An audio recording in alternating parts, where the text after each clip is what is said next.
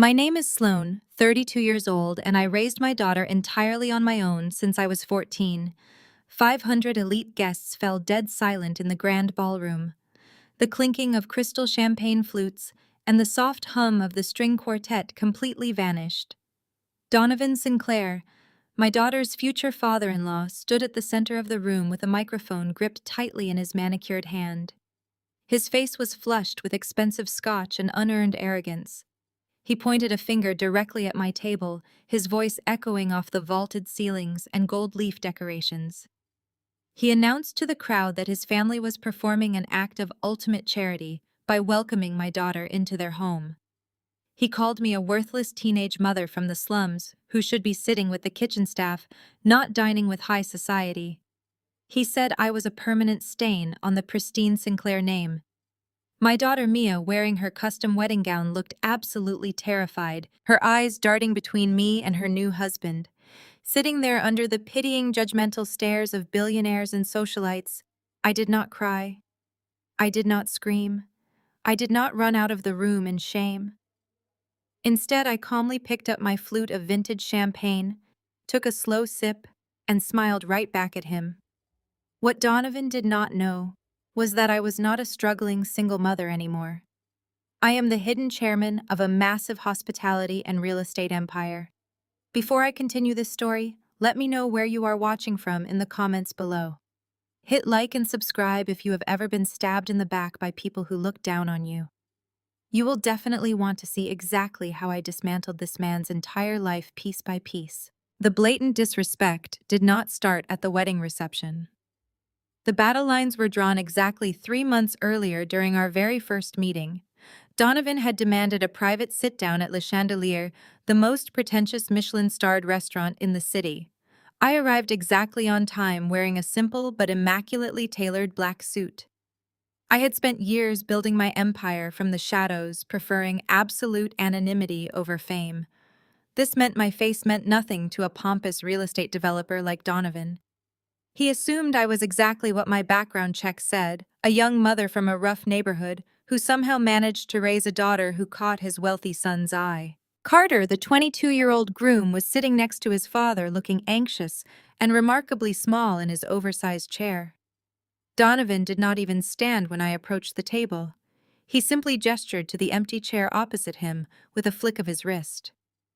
Before I could even unfold my napkin or review the menu, he reached inside his designer jacket, pulled out a leather-bound checkbook, and scrawled his signature across a crisp piece of paper. He slid it across the pristine white tablecloth directly toward me. It was a check for $10,000. I stared at the paper, then up at his smug, self-satisfied face. He leaned back, steepling his fingers, and told me that this was a goodwill gesture. He demanded that I stay completely away from the wedding planning process.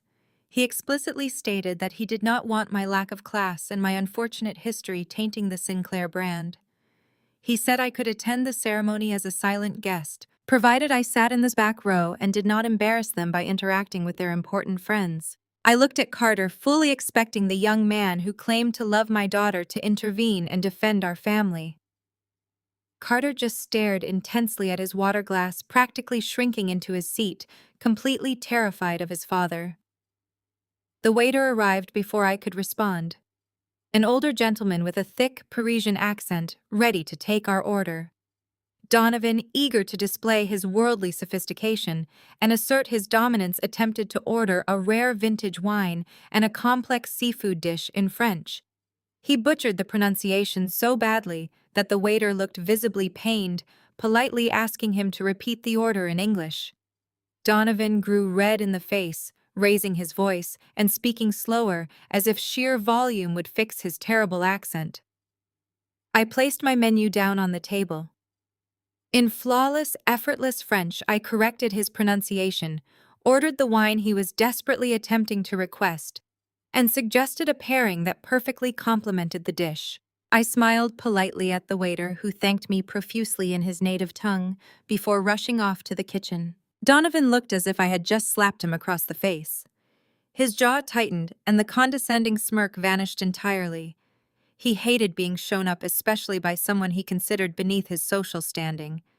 He leaned aggressively across the table, dropping all pretense of civility. He told me that if I dared to interfere with his high society connections or step out of line again, he would use every ounce of his wealth and influence to make sure Mia cut me out of her life forever. He threatened to bury me so deep in legal battles for custody of any future grandchildren that I would never see the light of day. He promised to make my life a living hell if I did not take the money and vanish into the background. I looked at the check sitting between us. $10,000. It was an insultingly low amount to buy a mother's absence from her only child's life. I picked up the check slowly. I did not yell or cause a scene that would validate his awful opinion of me. I simply ripped the paper neatly in half, then into quarters, and let the pieces flutter like snow onto his expensive appetizer plate. I stood up from the table, smoothing my jacket. I told him he would deeply regret this conversation. I walked out of the restaurant with my head held high, leaving him fuming in his seat. The moment I stepped onto the sidewalk, I bypassed the valet and slid into the back of my waiting unmarked town car. I pulled out my phone and dialed my lead wealth manager. He answered on the first ring. I gave him a single clear directive. I told him to pull up every financial record on Donovan Sinclair. I wanted his entire corporate debt portfolio purchased by the end of the day. Every bad loan, every leveraged asset, every outstanding mortgage, I was going to buy it all. The gears of my financial execution were officially in motion, grinding away in the shadows, while Donovan Sinclair went about his life completely oblivious. But the corporate buyout would take weeks to fully process, and in the meantime, the Sinclair family was escalating their personal attacks on my daughter. 3 weeks after the Michelin restaurant incident, the immediate battlefield shifted to the White Lily, the most exclusive and impossibly expensive bridal boutique in the state. Donovan had crossed a new line. I arrived at the boutique on a Tuesday afternoon for Mia's final dress fitting, only to find the main entrance flanked by 2 massive private security guards in dark suits. A velvet rope was drawn tightly across the glass doors, and a discreet gold-plated sign declared the boutique closed for a private VIP event. Donovan had rented out the entire store for the afternoon just to humiliate me. He had explicitly instructed the guards to deny me entry, hoping to force a public shouting match on the sidewalk so he could brand me as unstable. I walked up to the entrance, my expression completely neutral. The larger guard stepped forward, puffing out his chest, and informed me that I was not on the approved guest list provided by Mr. Sinclair. He actually braced himself, clearly expecting a hysterical mother to throw a tantrum. I did not give him the satisfaction. I simply smiled, gave him a polite nod, and walked away down the block. What Donovan Sinclair did not realize was that the commercial real estate group leasing the building to the White Lily was a hidden subsidiary of my holding company. I knew the architecture of this building better than the boutique owner did. I walked around to the cobblestone alley behind the storefront, approaching a reinforced steel service door, typically used for high-value deliveries. I punched a 5-digit master override code into the keypad. The heavy door clicked open silently, allowing me to completely bypass Donovan's hired muscle and step directly into the plush carpeted back corridors of the boutique. I navigated the maze of stockrooms until I reached a private lounge near the main viewing area. Waiting for me in the shadows was Nia. Nia is my brother Leo's wife, a brilliant cutthroat corporate attorney, and my absolute most trusted confidant. She stood there looking like a lethal weapon in a pristine white pantsuit, clutching a thick manila envelope against her chest. Her eyes burned with a mixture of protective fury and legal calculation. She pulled me into an empty fitting room, without a word, quickly locking the heavy wooden door behind us. Nia did not waste time on pleasantries. She slid a thick stack of stapled papers from the envelope and shoved them into my hands. It was a stolen advanced copy of the prenuptial agreement Donovan's lawyers had drafted for Mia to sign. Nia's voice dropped to an angry whisper as she broke down the terms for me. The document was an absolute monstrosity. It was not a marriage contract. It was a deed of ownership. If Mia and Carter ever divorced, regardless of who was at fault, Mia would receive absolutely zero alimony. She would forfeit any right to the marital home or any assets accumulated during the marriage. But the most sickening clause was buried on page 42. In the event of a legal separation, Mia would be forced to surrender full primary custody of any future children to the Sinclair family.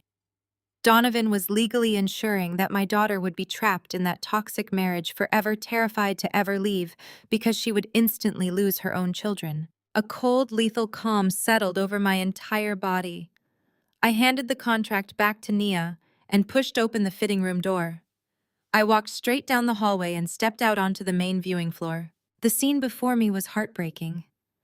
Mia stood on a circular pedestal draped in layers of exquisite French lace and silk, looking like an absolute angel. But her face was pale and her eyes were brimming with unshed tears. Donovan was lounging on a velvet sofa, sipping sparkling water, aggressively dictating alterations to a terrified seamstress, as if he were the one wearing the gown. Carter stood quietly in the corner, staring at his expensive leather shoes, completely detached from his bride's obvious distress. Donovan noticed my reflection in the massive trifold mirror. He nearly choked on his sparkling water. He jumped up from the sofa, his face twisting in genuine shock and explosive fury. He demanded to know how I got past his security, immediately raising his voice to call me a slum-dwelling gold digger who was trespassing on private property. He sneered at me loudly, mocking my past in front of the boutique staff. He announced that his son had accidentally caught a gold digger and she needed to be put on a tight leash. He looked me up and down with pure disgust, asking what a girl who got pregnant at 14 could possibly know about family values or high society traditions. I ignored Donovan entirely and looked straight at Carter. I waited for him to speak up. I waited for this young man to defend the woman he was about to marry, to defend her mother, to show even a single ounce of backbone against his father's toxic bullying. Carter swallowed hard, shifted his weight nervously, and looked back down at the floor. He was a spineless coward, far too terrified of losing his father's trust fund to protect his own bride. Mia let out a choked sob. The tears finally spilled over, ruining her carefully applied makeup. She looked at me, her hands shaking as she reached up to unclasp the delicate pearl buttons at the back of her dress. She choked out that she could not do this. She threatened to take off the engagement ring, to cancel the wedding immediately, to walk out of the boutique and never look back. My heart ached for her, but I knew the larger game that was currently in motion. Donovan's entire empire was built on a crumbling house of cards, and I was already holding the match. If we walked away now, Donovan would spin the narrative, destroy Mia's reputation in their social circles, and move on to his next victim. He needed to be dismantled publicly and completely. I walked up to the pedestal, carefully stepping onto the plush white carpet. I placed my hands firmly on Mia's trembling shoulders, grounding her. I looked her in the eyes, silently communicating a promise of absolute unbreakable protection. Then I turned my head and looked dead into Donovan's arrogant, sneering face. I masked every ounce of my lethal intent behind a chillingly calm expression.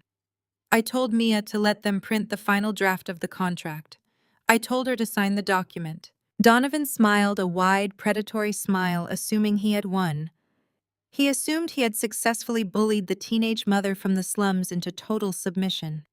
He thought I was surrendering to his superior wealth and power. I stepped down from the pedestal and walked forward until I was standing mere inches away from Donovan. I lowered my voice so only he could hear the absolute terrifying certainty in my tone.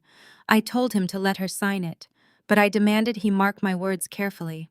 I told him that piece of paper would be the most expensive mistake he would ever make in his miserable life. The heavy oak door of the White Lily clicked shut behind me, muting Donovan Sinclair's enraged shouting. I stepped out into the crisp afternoon air, adjusting the cuffs of my blazer. I had dropped the match, and now I simply needed to wait for the fumes to ignite. I knew exactly how a narcissist like Donovan would react to being challenged in front of an audience. He would not self-reflect, he would escalate. By the time my town car navigated through the downtown traffic, my phone was already vibrating with a call from Mia. When I answered, her voice was trembling, thick with fresh tears. Donovan had wasted absolutely no time executing the threat he had made during our very first disastrous meeting.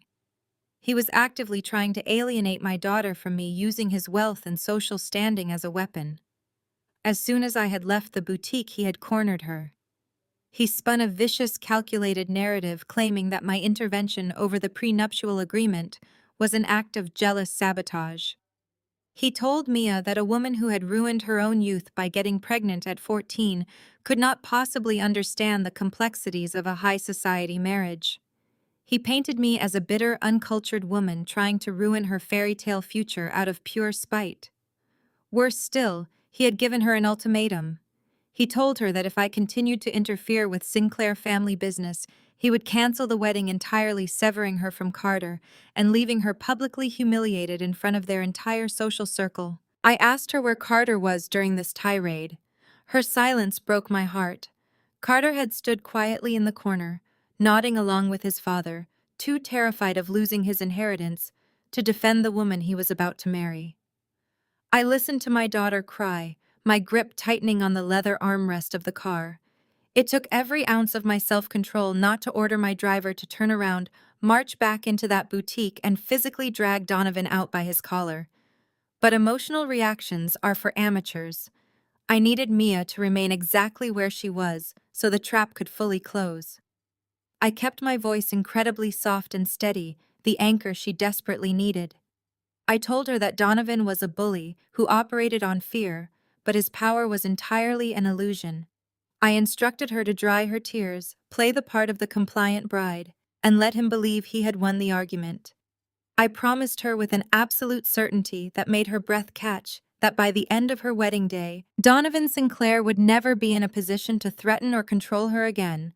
She trusted me just as she always had, and agreed to endure his posturing for a few more days. I ended the call and tapped the glass partition, instructing my driver to reroute to the financial district. My public identity was a simple, quiet life, but my private reality existed on the top floor of a monolithic glass skyscraper. The elevator bypassed the main lobby entirely, requiring a retinal scan to access the penthouse suite of Aura Estates. My lead wealth manager, Arthur, was already waiting for me at the center of the sprawling mahogany conference table. Arthur was a man of few words and ruthless efficiency, which was exactly why I trusted him with my hidden empire. Spread across the table were dozens of thick blue folders. The directive I had given him weeks ago, right after ripping up Donovan's insulting $10,000 check, had been fully executed.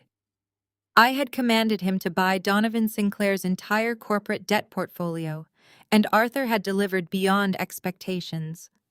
He had spent the last several weeks quietly snapping up every liability attached to the Sinclair name through various anonymous proxy firms. I sat down at the head of the table, bypassing the coffee Arthur offered, and pulled the first dossier toward me. I asked him for the summary. Arthur pushed his glasses up his nose and began detailing the total catastrophic reality of the Sinclair family fortune. Donovan was not a titan of industry. He was a spectacular fraud.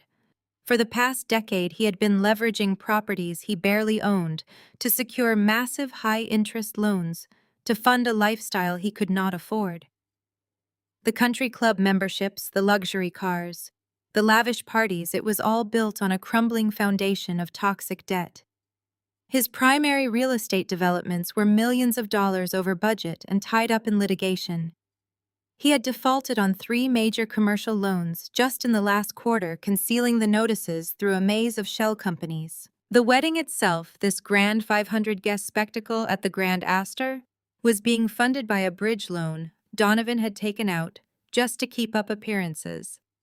He was bleeding cash, and he viewed Mia not as a beloved daughter-in-law, but as a silent, compliant addition to his fabricated family image. He needed Carter to marry quietly and perfectly to project stability to his nervous investors. Donovan Sinclair was walking around acting like royalty, entirely unaware that the ground beneath his feet had already collapsed. Arthur slid a final heavy document across the polished wood. It was the master assignment of debt. By acquiring these loans from the various nervous banks and private lenders, my holding company was now the primary creditor for every single asset Donovan Sinclair possessed. I held the mortgages to his office buildings, the deed to his sprawling suburban estate, the titles to his luxury vehicles, and the strings to his personal bank accounts. With a single phone call, I could freeze his assets, call in the loans, and bankrupt him before lunch. I owned his entire existence. I picked up my gold fountain pen. The scratch of the nib against the heavy paper sounded incredibly loud in the quiet penthouse.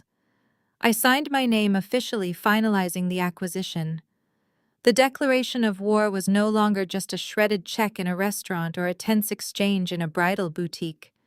It was a legally binding execution order. Arthur carefully gathered the folders, placing them into a secure encrypted briefcase.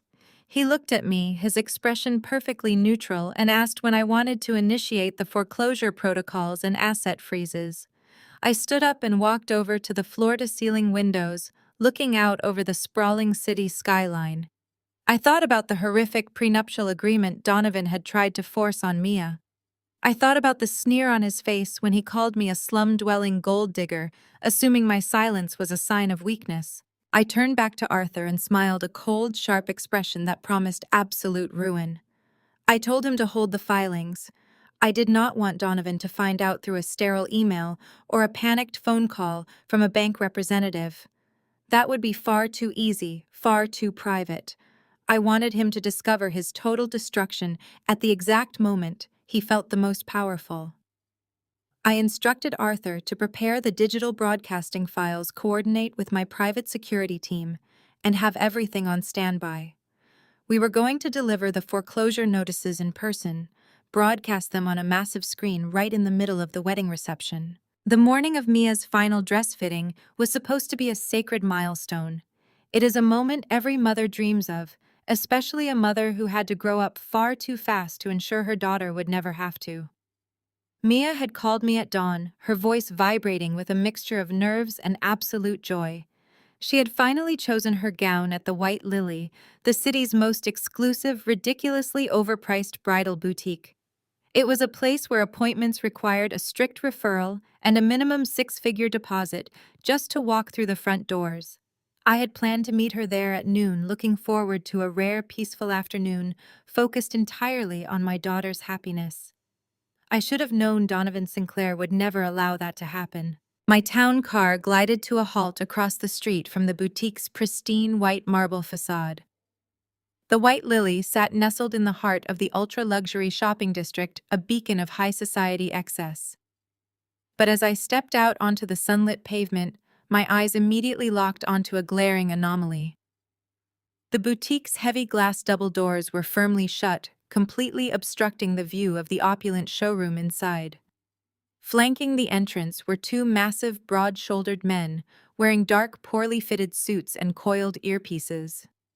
They looked like aggressive nightclub bouncers, completely out of place among the delicate floral arrangements and pastel awnings of the bridal district. A thick crimson velvet rope was stretched tightly between two polished brass stanchions blocking the threshold. Hanging directly in the center of the rope was a discreet gold-plated sign that read, "Closed for private VIP event." Donovan had actually done it. He had thrown his checkbook at the boutique owner, renting out the entire building for the afternoon for a single dress fitting simply to construct a physical blockade against me. It was a pathetic, transparent display of fragile ego. I crossed the street, my heels clicking rhythmically against the pavement. I wore a tailored emerald trench coat, my expression an impenetrable mask of calm. As I approached the velvet rope, the larger of the two guards immediately stepped forward, crossing his thick arms over his chest to physically block my path. He looked down at me, his jaw set in a hard, uncompromising line. He did not ask for my name or my appointment time. He simply pulled a small laminated clipboard from his jacket pocket and glanced at a photograph attached to it. He informed me in a low, rumbling voice designed to be intimidating that he had strict orders from Mr. Sinclair. He stated that I was explicitly barred from entering the premises, that this was a closed family event, and that if I attempted to push my way inside, he was authorized to use physical force and contact the local authorities for trespassing. I stopped exactly 2 feet away from him. I could see the tension radiating through his shoulders. He shifted his weight, clearly bracing himself for a chaotic confrontation. He fully expected me to scream. He expected a dramatic, tearful meltdown on the sidewalk. He expected me to demand entry to cause a scene to create exactly the kind of unhinged public spectacle that Donovan Sinclair could capture on his smartphone from inside the store.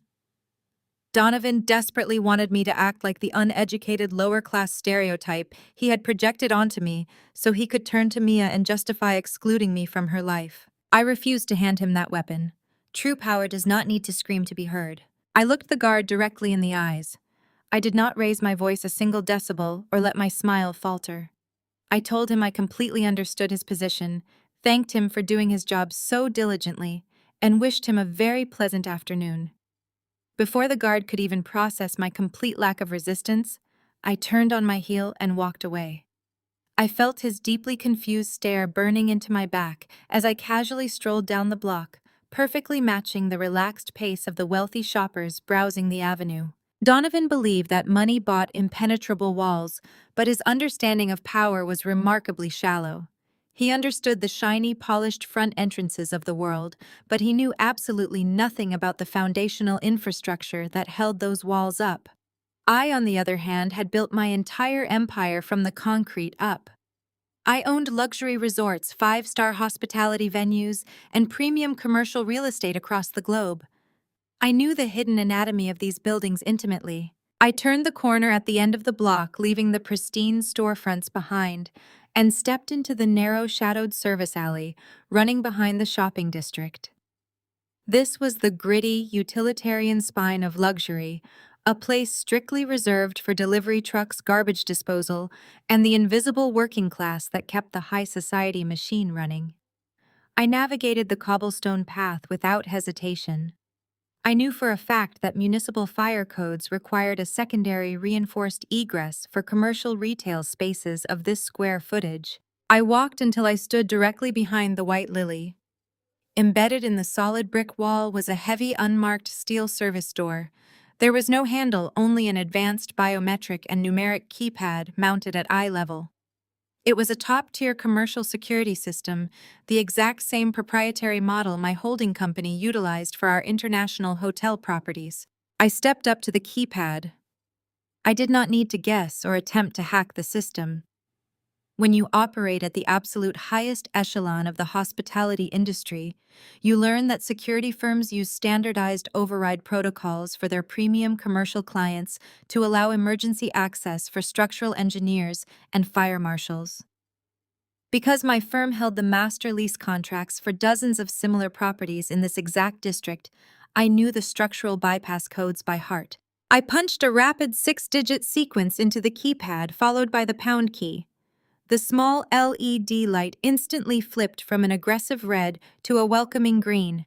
The heavy steel latches disengaged with a deep, satisfying click.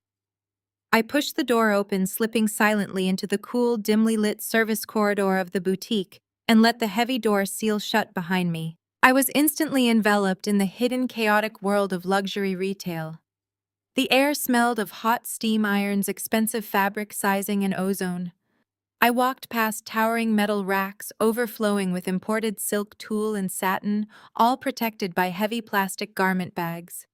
I moved like a ghost through the utilitarian back rooms, my footsteps completely silenced by the thick industrial carpeting.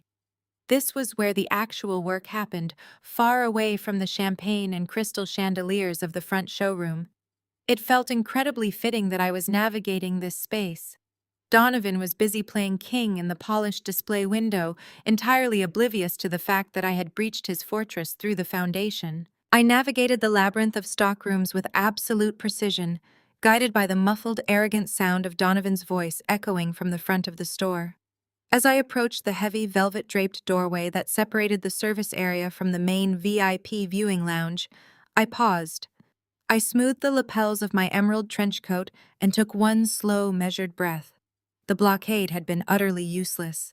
I was inside, and the real confrontation was about to begin. I severed the connection, tossing the phone onto the leather seat beside me. The quiet hum of the town car's engine was the only sound as the city lights blurred past the heavily tinted windows. I had spent over a decade meticulously building my holding company into an untouchable global fortress. I operated entirely in the shadows, wielding power without the vulnerability of fame, and I was certainly not about to let a fragile, arrogant man like Donovan Sinclair threaten the peace I had sacrificed everything to secure for my daughter. Within 48 hours, my wealth management team had completely mapped the Sinclair family's financial anatomy. I sat in the penthouse conference room of my actual corporate headquarters, a sleek glass tower that dwarfed Donovan's modest real estate office.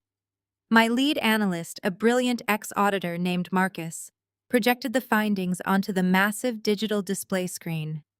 Donovan's entire empire was a tragic illusion. He was completely over-leveraged, drowning in high-interest loans, and frantically shuffling money between shell companies just to maintain his country club lifestyle. Marcus handed me a secure tablet containing the raw data. I tapped the screen, opening a directory of intercepted financial summaries. I instructed Marcus to pull up the document named Sinclair Loan Defaults. .docx. The spreadsheet illuminated the room, detailing a horrifying string of defaulted loans on Donovan's latest commercial high-rise project. It was significantly worse than I had anticipated. I swiped to the next file, a risk assessment report named Trust Risk Assessment.docx. It clearly showed that the Sinclair family trust was entirely depleted, collateralized to the absolute breaking point. The facade was cracking. Marcus then opened weddingbridgeloan.docx, an internal memo detailing Donovan's desperate attempts to secure a bridge loan just to pay for Mia and Carter's lavish wedding. Finally, we reviewed a highly confidential legal draft named bankruptcy-strategy.docx. It was a preemptive bankruptcy strategy, proving Donovan was fully aware his ship was sinking. He was practically a beggar wearing a Rolex, yet he still believed he had the capital to intimidate me. His audacity was almost impressive. The opportunity to return the favor presented itself 3 days later. Donovan, clearly dissatisfied with my silent departure from the French restaurant, decided to escalate his intimidation tactics. He summoned me to a meeting, but this time he chose his own territory, the executive boardroom of Sinclair Developments. He assumed I was thoroughly intimidated, a frightened single mother being called into the principal's office for a scolding. I wore a tailored charcoal suit, carried a blank leather portfolio, and arrived exactly 5 minutes early. When his secretary ushered me into the boardroom, I found Donovan holding court at the head of a long, polished mahogany table. He was surrounded by his junior executives and 2 very nervous-looking private bankers. He had intentionally double-booked my arrival, with an internal investor briefing, a pathetic, transparent attempt to flex his authority and make me feel small. He barely glanced up as I took a seat at the far end of the room, loudly continuing his presentation. He was desperately trying to convince the bankers to extend his credit lines, using inflated projections and complex financial jargon to mask his company's severe liquidity crisis. He paced in front of a whiteboard, gesturing aggressively with a dry erase marker. He began breaking down the projected quarterly yields, attempting to dazzle the room with a complex amortization formula. He was speaking rapidly, hoping the sheer velocity of his words would prevent anyone from actually checking his math.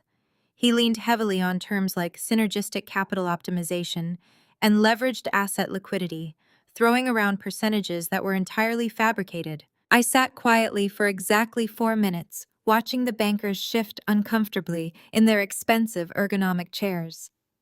They knew something was wrong, but Donovan's aggressive bullying posturing was intimidating them into silence. I had seen enough.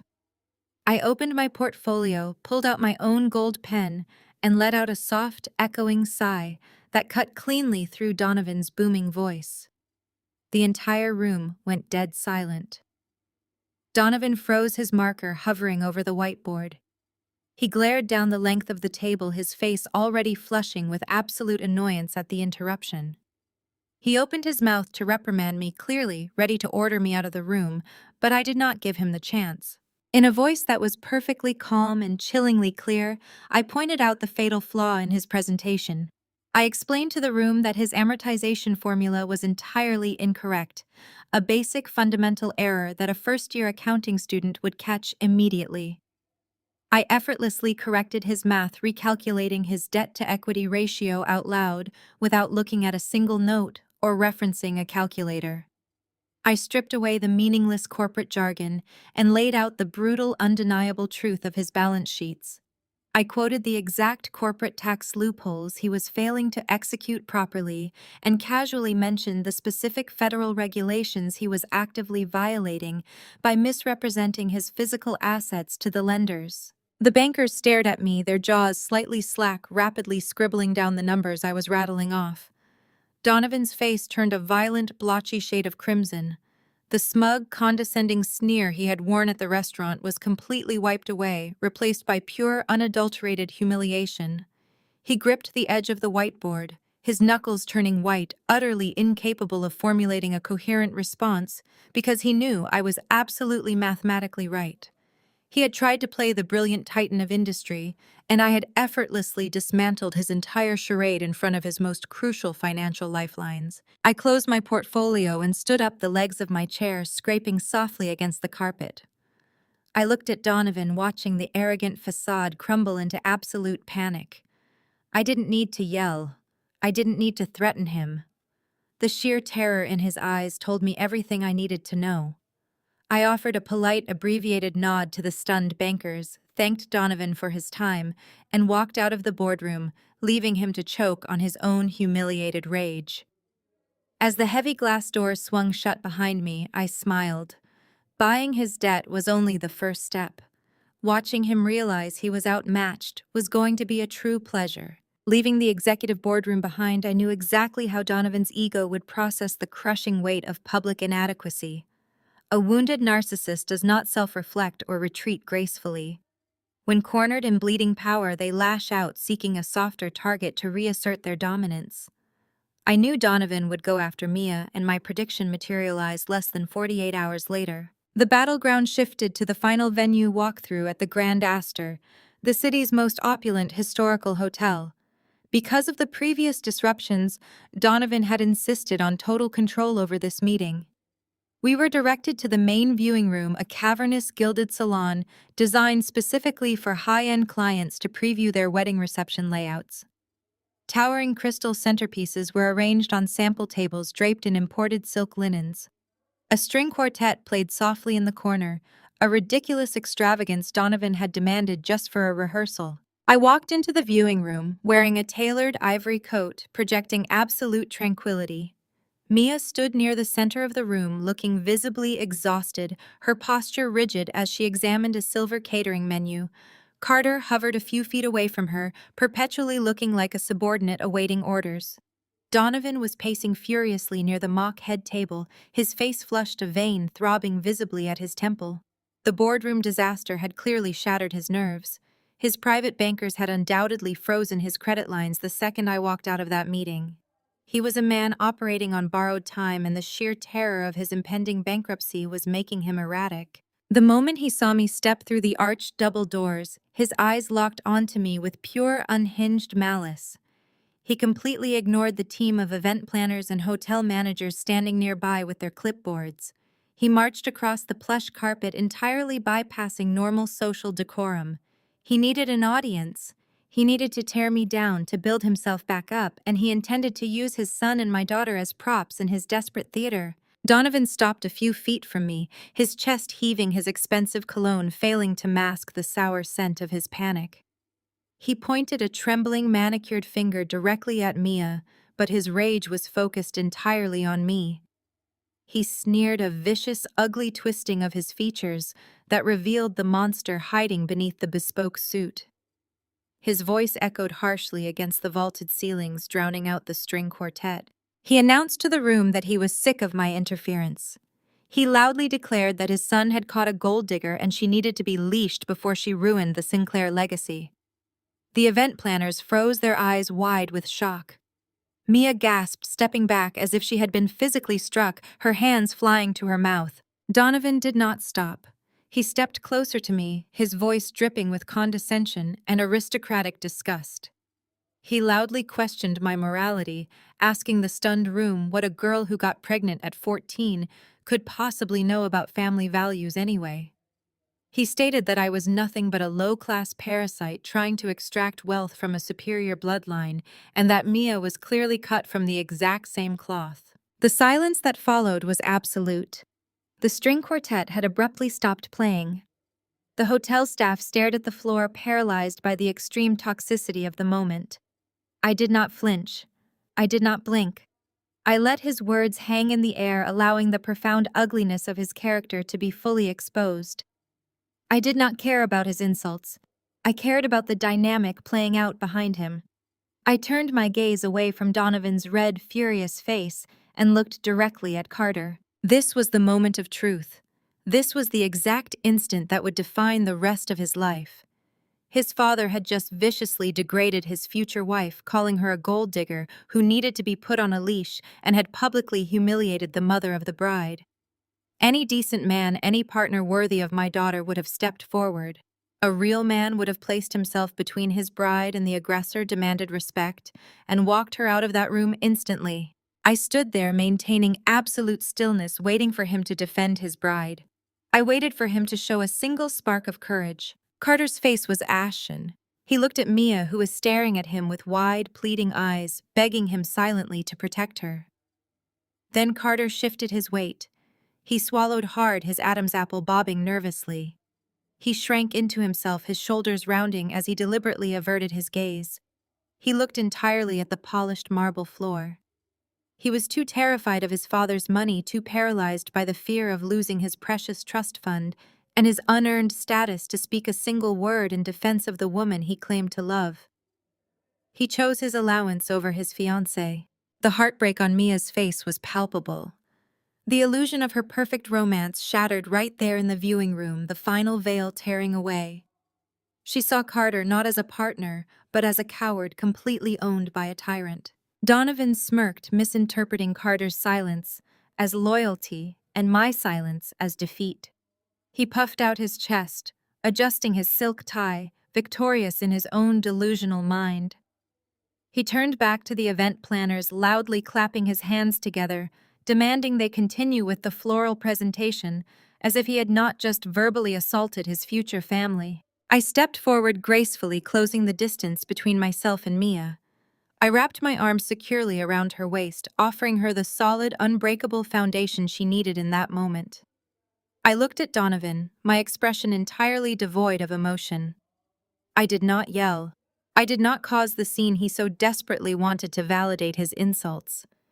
I simply stared at him with the cold, detached observation of an executioner watching a condemned man. He had just handed me the final justification I needed. I no longer just wanted to take his assets. I wanted to obliterate his entire reality. I held Mia close, guiding her gently toward the exit. I paused at the threshold of the viewing room, looking back over my shoulder at the two Sinclair men. I promised Donovan in a voice as soft and cold as winter ice that we would see him at the wedding. I told him it would be an event he would remember for the rest of his life. Then I walked my daughter out of the hotel, leaving the hollow men behind in their gilded cage. The silence in the back of the town car was heavy, broken only by the soft, rhythmic sound of Mia weeping as we pulled away from the hotel.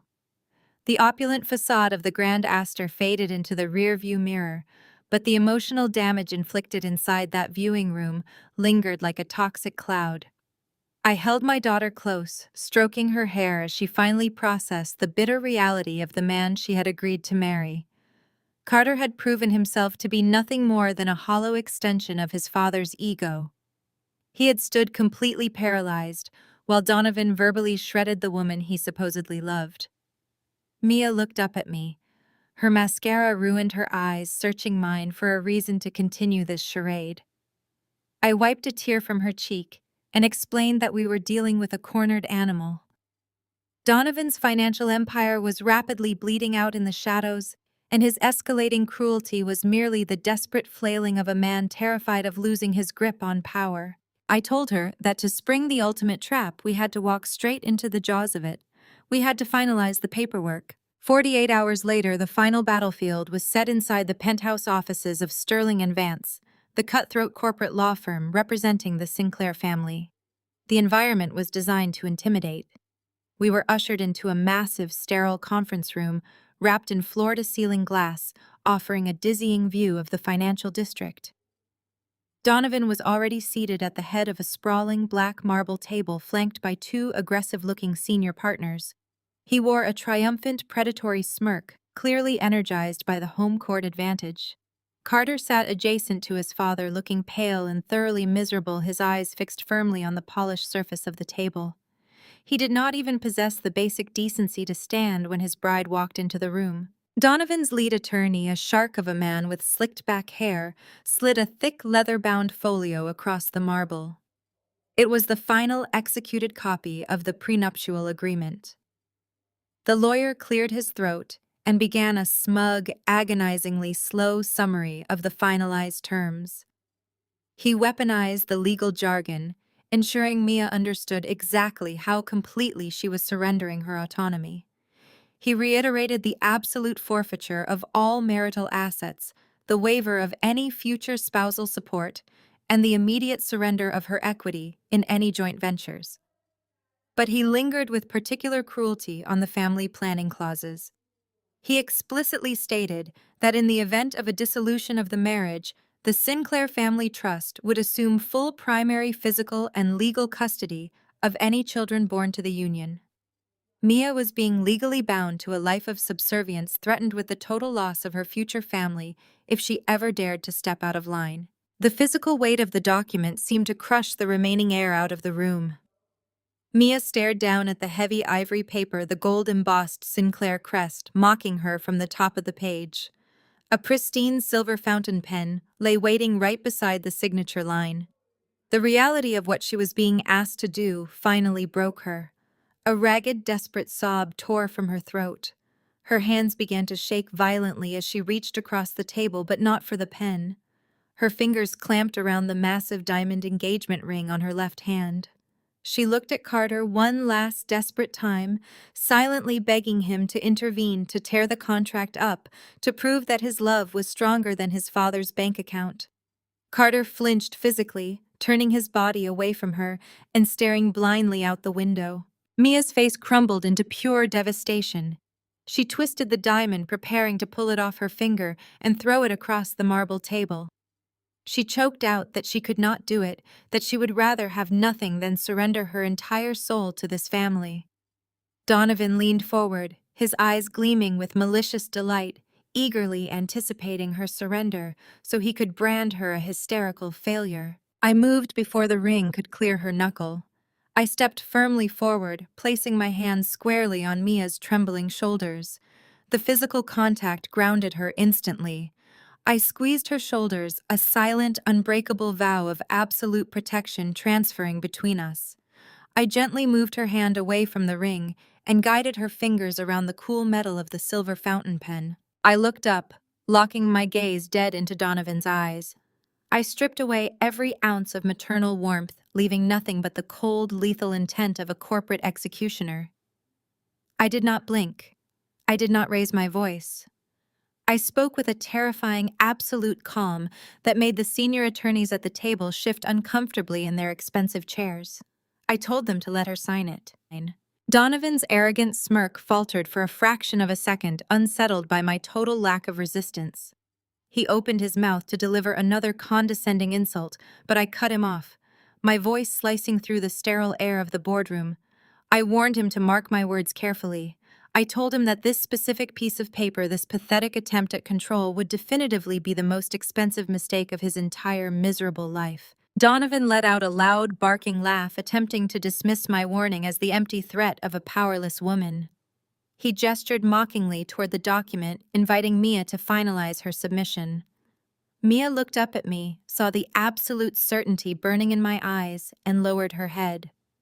The scratch of the fountain pen against the heavy paper echoed loudly as she signed her name, officially sealing the marital contract. Donovan immediately snatched the folio back, passing it to his lawyers with a victorious grin. He had won the battle. He had absolutely no idea he had just lost the war. I escorted Mia out of that suffocating glass tower, bypassing Carter completely. The moment we stepped into the privacy of our waiting vehicle, I dialed my sister-in-law, Naya. She answered on the first ring. I gave her the confirmation. The trap was fully armed, and the Sinclair family had willingly locked themselves inside. I instructed her to coordinate with my wealth management team immediately. The corporate debt transfer we had initiated weeks ago was now absolute. We owned every single mortgage, every outstanding line of credit, and every leveraged asset attached to the Sinclair name. The countdown to the wedding ceremony began.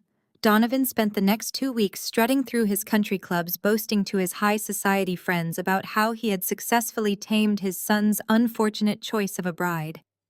He spared absolutely no expense on the wedding preparations, funding the multi-million-dollar spectacle with the bridge loans that I now secretly controlled.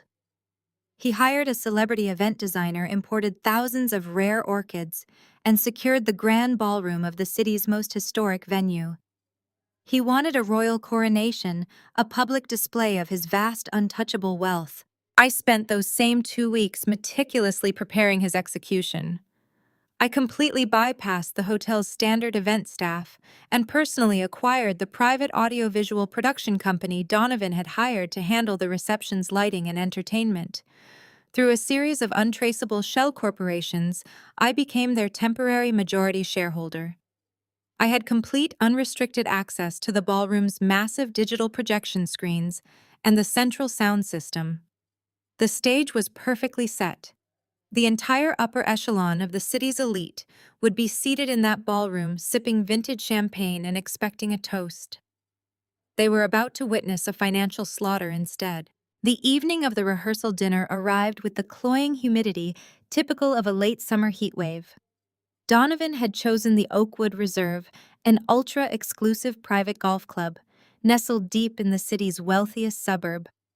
It was exactly the kind of establishment that prided itself on turning away new money, a bastion of generational wealth guarded by iron gates and an army of valets. As my driver pulled my town car up the winding lantern-lit driveway, I felt a deep sense of calm settle over my shoulders.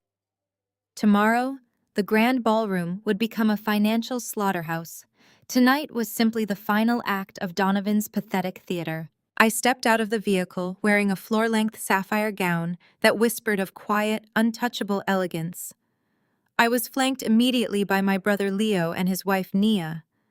Leo looked impossibly sharp in a tailored midnight blue suit, his jaw set with the protective tension of a man who knew exactly what kind of den of vipers we were walking into.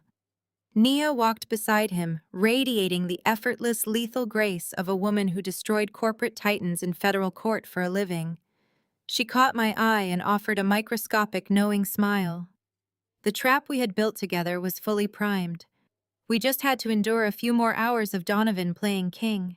We entered the club's grand dining hall, a cavernous space paneled in dark cherry wood and dominated by massive stone fireplaces. The room was buzzing with the arrogant chatter of Donovan's high society friends, a sea of pastel cocktail dresses and aggressive luxury watches. Near the center of the room, positioned directly beneath a towering crystal chandelier, sat the sprawling VIP tables. Donovan was already holding court there, a glass of expensive bourbon in his hand, laughing loudly at a joke someone had made. Carter and Mia sat beside him. My daughter looked beautiful but incredibly fragile, her smile tight and forced as she navigated the endless stream of condescending introductions. A hostess intercepted us with a clipboard, offering a strained, overly polite smile as she asked for our names. When I gave it, her eyes darted nervously across the room before she instructed us to follow her. We bypassed the prime seating near the windows, walked past the secondary tables, reserved for extended family, and kept walking until the thick carpet gave way to scuffed hardwood. The hostess stopped and gestured vaguely to a small circular table shoved into the darkest, draftiest corner of the room. It was positioned exactly 2 feet away from the heavy brass-plated double doors leading directly into the main kitchen. Leo let out a low, dangerous breath. The insult was not subtle. It was a loud, physical manifestation of Donovan's overwhelming contempt. The table itself was noticeably smaller than the rest, draped in a plain white linen cloth, instead of the textured silk used for the main guests. One of the table legs was uneven, causing the entire surface to wobble precariously every time someone brushed against it. Donovan had not just seated the mother of the bride in the back of the room. He had intentionally grouped us with the hired help. Two young videographers were already seated there, looking exhausted as they quietly reviewed their footage on small digital monitors. A junior catering manager sat next to them, hastily chewing a piece of bread on her mandated 15-minute break. They looked up at us in complete shock as we took our assigned seats in our couture and bespoke suits.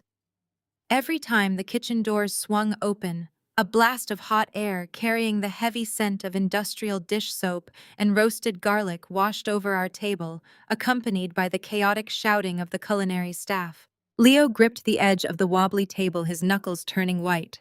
He leaned close to me, his voice a tight, furious whisper, asking if I wanted him to walk over to the center of the room and drag Donovan out by his expensive silk tie.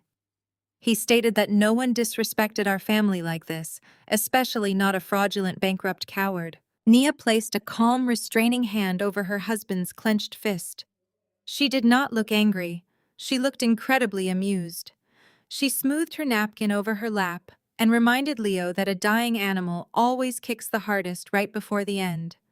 She casually adjusted her silverware, pointing out that Donovan was spending money he no longer possessed to impress people who would not answer his phone calls by tomorrow afternoon. I smiled, the expression entirely genuine. I reached over and patted Leo's arm, instructing him to relax and enjoy the complimentary wine. I refused to let Donovan's petty, transparent cruelty steal a single ounce of my peace. He wanted me to throw a tantrum. He wanted me to march up to his VIP table, demand better seating, and cause exactly the kind of unrefined public spectacle he expected from a woman of my supposed station. He wanted to turn to his wealthy friends and validate every terrible thing he had said about my background. I was not going to give him the satisfaction. True power does not react to the frantic buzzing of a dying insect. Throughout the evening, the indignities continued exactly as Donovan had choreographed. The waitstaff consistently served our table, last dropping lukewarm plates of salmon in front of us long after the center tables had finished their entrees. The swinging kitchen doors bumped the back of my chair no less than a dozen times. Through the entire ordeal, I sat with perfect posture, sipping my water and engaging in a fascinating conversation with the videographers about camera angles and lighting rigs. Across the room, I could see Donovan occasionally glancing in our direction, his brow furrowing in irritation when he realized I was not furious. He was visibly frustrated that his carefully constructed torture was failing to elicit a reaction. He eventually stood up to deliver the evening's toast. He raised his glass, welcoming the elite guests who had traveled to be there, loudly praising the Sinclair family legacy. He then offered a highly patronizing, thinly veiled insult directed toward the back of the room, mentioning how gracious his family was to welcome people from all walks of life into their circle, even those who were clearly out of their depth. Polite, uncomfortable laughter rippled through the dining hall. Mia looked down at her lap, her face burning with secondhand embarrassment. Carter remained utterly silent. Leo tensed again, but I simply raised my glass in Donovan's direction from the shadows of the kitchen doors. I offered him a silent, entirely cheerful toast. Let him have his moment of petty glory. Let him relish the feeling of superiority while surrounded by his peers. He was blind to the fact that I held the deed to the very golf club we were currently dining in, hidden under 3 layers of corporate shielding. He was blind to the avalanche I had triggered. I took a slow sip of my drink, savoring the bitter note of the wine, knowing that when the sun rose on the wedding day, the Sinclair empire would be nothing more than ash. As I lowered my wine glass, a fresh wave of humiliation was served to our corner. A waiter arrived with the main course, bypassing our wobbly table entirely to deliver premium butter-basted cuts of Wagyu beef and truffle puree to Donovan's inner circle. For us, a junior server unceremoniously dropped plates of dry, lukewarm chicken breast and wilted asparagus. The plating was careless, a stark visual representation of our status in Donovan's hierarchy. This petty, calculated slight was the breaking point for Nia. The cold amusement she had harbored earlier vanished, replaced instantly by a fierce protective rage. Her chair scraped sharply against the hardwood floor as she gripped the edge of our table, her manicured nails digging into the cheap linen cloth. I could see the muscles in her forearms tightening, her eyes locked onto Donovan's smug, laughing profile. She was a woman who routinely dismantled corrupt CEOs in federal court. She was not wired to accept overt disrespect. She was mere seconds away from flipping the table, shattering the cheap plates, and storming the center of the room to confront him. I reached out immediately, placing a firm, heavy hand over her trembling knuckles. I pressed down, applying just enough pressure to break her aggressive momentum. I commanded her to sit, my voice a quiet, unyielding tether that cut through the roaring din of the kitchen behind us. I picked up my silver fork and knife, squaring my shoulders. I sliced into the dreadful rubbery meal with the terrifying practiced elegance of a monarch attending a banquet in a conquered territory. I chewed slowly, swallowing the indignity with a serene, impenetrable smile. Across the room, Donovan's high society sycophants leaned in toward one another, shooting us exaggerated theatrical looks of pure pity. They nudged their spouses, whispering behind their crystal goblets, relishing the spectacle of our supposed lower-class subjugation. They saw a family from the wrong side of the tracks, forcefully reminded of their place. I held their gazes one by one, meeting their condescension with a predator's calm. I never let my smile falter. Let them pity me. Pity is a blindfold, and they were all wearing it willingly. Beneath the uneven table, my phone vibrated sharply against my thigh. It was a persistent, rhythmic buzzing, indicating an urgent, high-priority transmission. I slipped the device onto my lap, carefully shielding the screen from the room with my napkin. It was a heavily encrypted file from Marcus, my lead financial strategist, flagged with a code-red priority marker. The preliminary audits from days ago had already confirmed Donovan's weakness, but Marcus had spent the last 48 hours digging into the deepest, darkest sub-basements of the Sinclair accounts. I tapped my biometric key to decrypt the message, and a real-time intelligence dossier illuminated my screen. The data laid bare a catastrophic reality that went far beyond mere over-leveraging. Donovan's entire real estate empire was a complete hollow facade. Marcus had uncovered a tangled, highly illegal web of offshore shell companies that Donovan was using to hide catastrophic liabilities. He was drowning in a matrix of toxic subprime loans that he had secured by fraudulently inflating the appraisal values of his commercial properties. But the most damning revelation, the detail that made my blood run cold with absolute predatory thrill, was the immediate status of his liquid capital. This entire wedding spectacle was being funded on the absolute brink of default. The exorbitant costs for this very rehearsal dinner, the towering centerpieces, the imported wagyu, the private club rental had all been financed on a predatory high-yield credit line that had just triggered a margin call earlier that afternoon. The Sinclair estate was officially insolvent. Donovan had secretly leveraged his own son's trust fund to secure the massive floral arrangements for tomorrow's ceremony. He had taken out a second shadow mortgage on his primary residence just to cover the caterer's final deposit. The checks he had arrogantly signed to secure the grand ballroom and the celebrity event designers were set to bounce the second the federal banks opened their ledgers on Monday morning.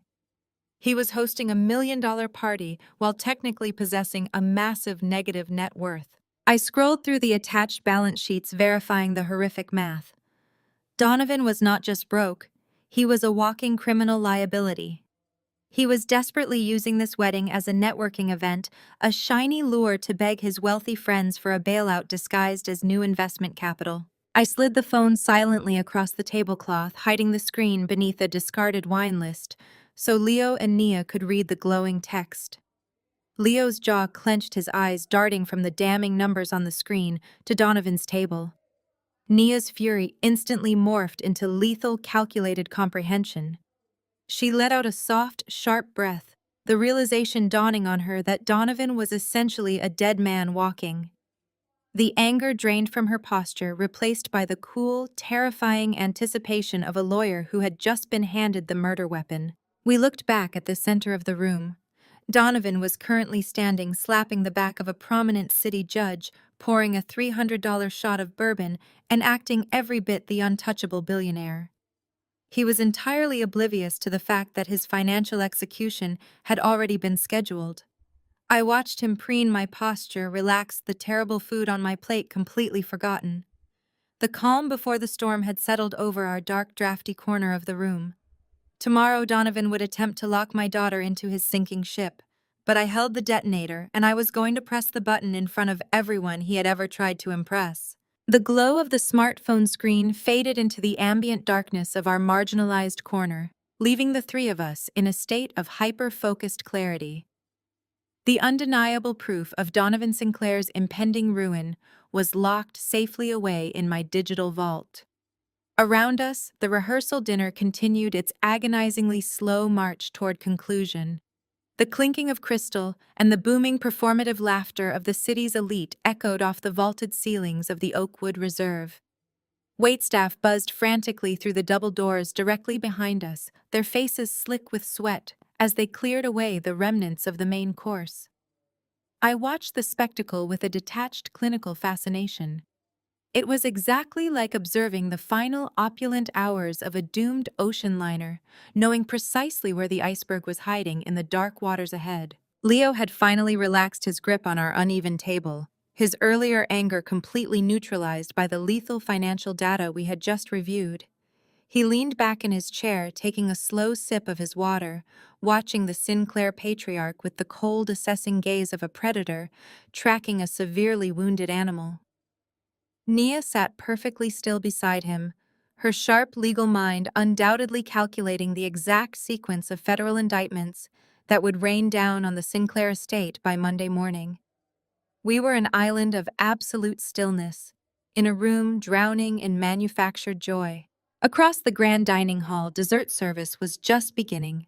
Waiters balancing massive silver trays of spun sugar and gold-leafed pastries swarmed the VIP section. Donovan, however, was no longer seated. The alcohol and the adrenaline of holding court had clearly emboldened his worst impulses. I tracked his movements as he excused himself from his prime seating, leaving Carter and Mia flanked by a pair of aggressive corporate investors. He began to navigate the crowded room, accepting handshakes and backslaps from his peers. His trajectory was entirely deliberate. He was not heading toward the restroom or the mahogany bar. He was charting a direct course for the kitchen doors. He was coming for us. I could see the precise moment he decided that my quiet endurance of his seating arrangement was a personal insult. My lack of visible outrage had denied him the twisted satisfaction of seeing me break under his authority. A man whose entire empire is built on illusions of power cannot tolerate someone who refuses to be intimidated by his mirage. As he neared the boundary where the plush carpet ended and the scuffed hardwood began, he reached out and abruptly stopped a passing busboy. The young worker froze, looking terrified, as Donovan snatched something roughly from the clearing cart. It was a heavy canvas catering apron, heavily soiled and stained with grease and dark wine from the evening service. Donovan dismissed the bewildered busboy with a sharp flick of his wrist and continued his final approach. The loud, booming conversations at the adjacent tables began to quiet down as the guests sensed the sudden shift in the atmosphere. The heavy, uncomfortable silence rolled outward from Donovan's path like a physical shockwave. He stopped directly in front of our wobbly, uneven table. He stood much too close, intentionally invading my personal space, radiating the smell of expensive bourbon and desperate arrogance. He looked down at me, his eyes gleaming with malicious intent, searching my face for any sign of the humiliation he so desperately wanted to inflict. He wanted a reaction. He needed me to snap, to throw a tantrum, to validate his superiority in front of his wealthy audience. Without a single word of greeting, he raised his hand and carelessly tossed the heavy stained canvas fabric directly onto my lap. The dirty apron landed across the expensive silk of my sapphire gown with a dull thud, leaving a faint smear of grease against the delicate fabric. Donovan leaned forward, resting his knuckles on our cheap linen tablecloth, causing the uneven wooden legs to rock precariously. He pitched his voice loud enough for the nearest tables to hear every single syllable.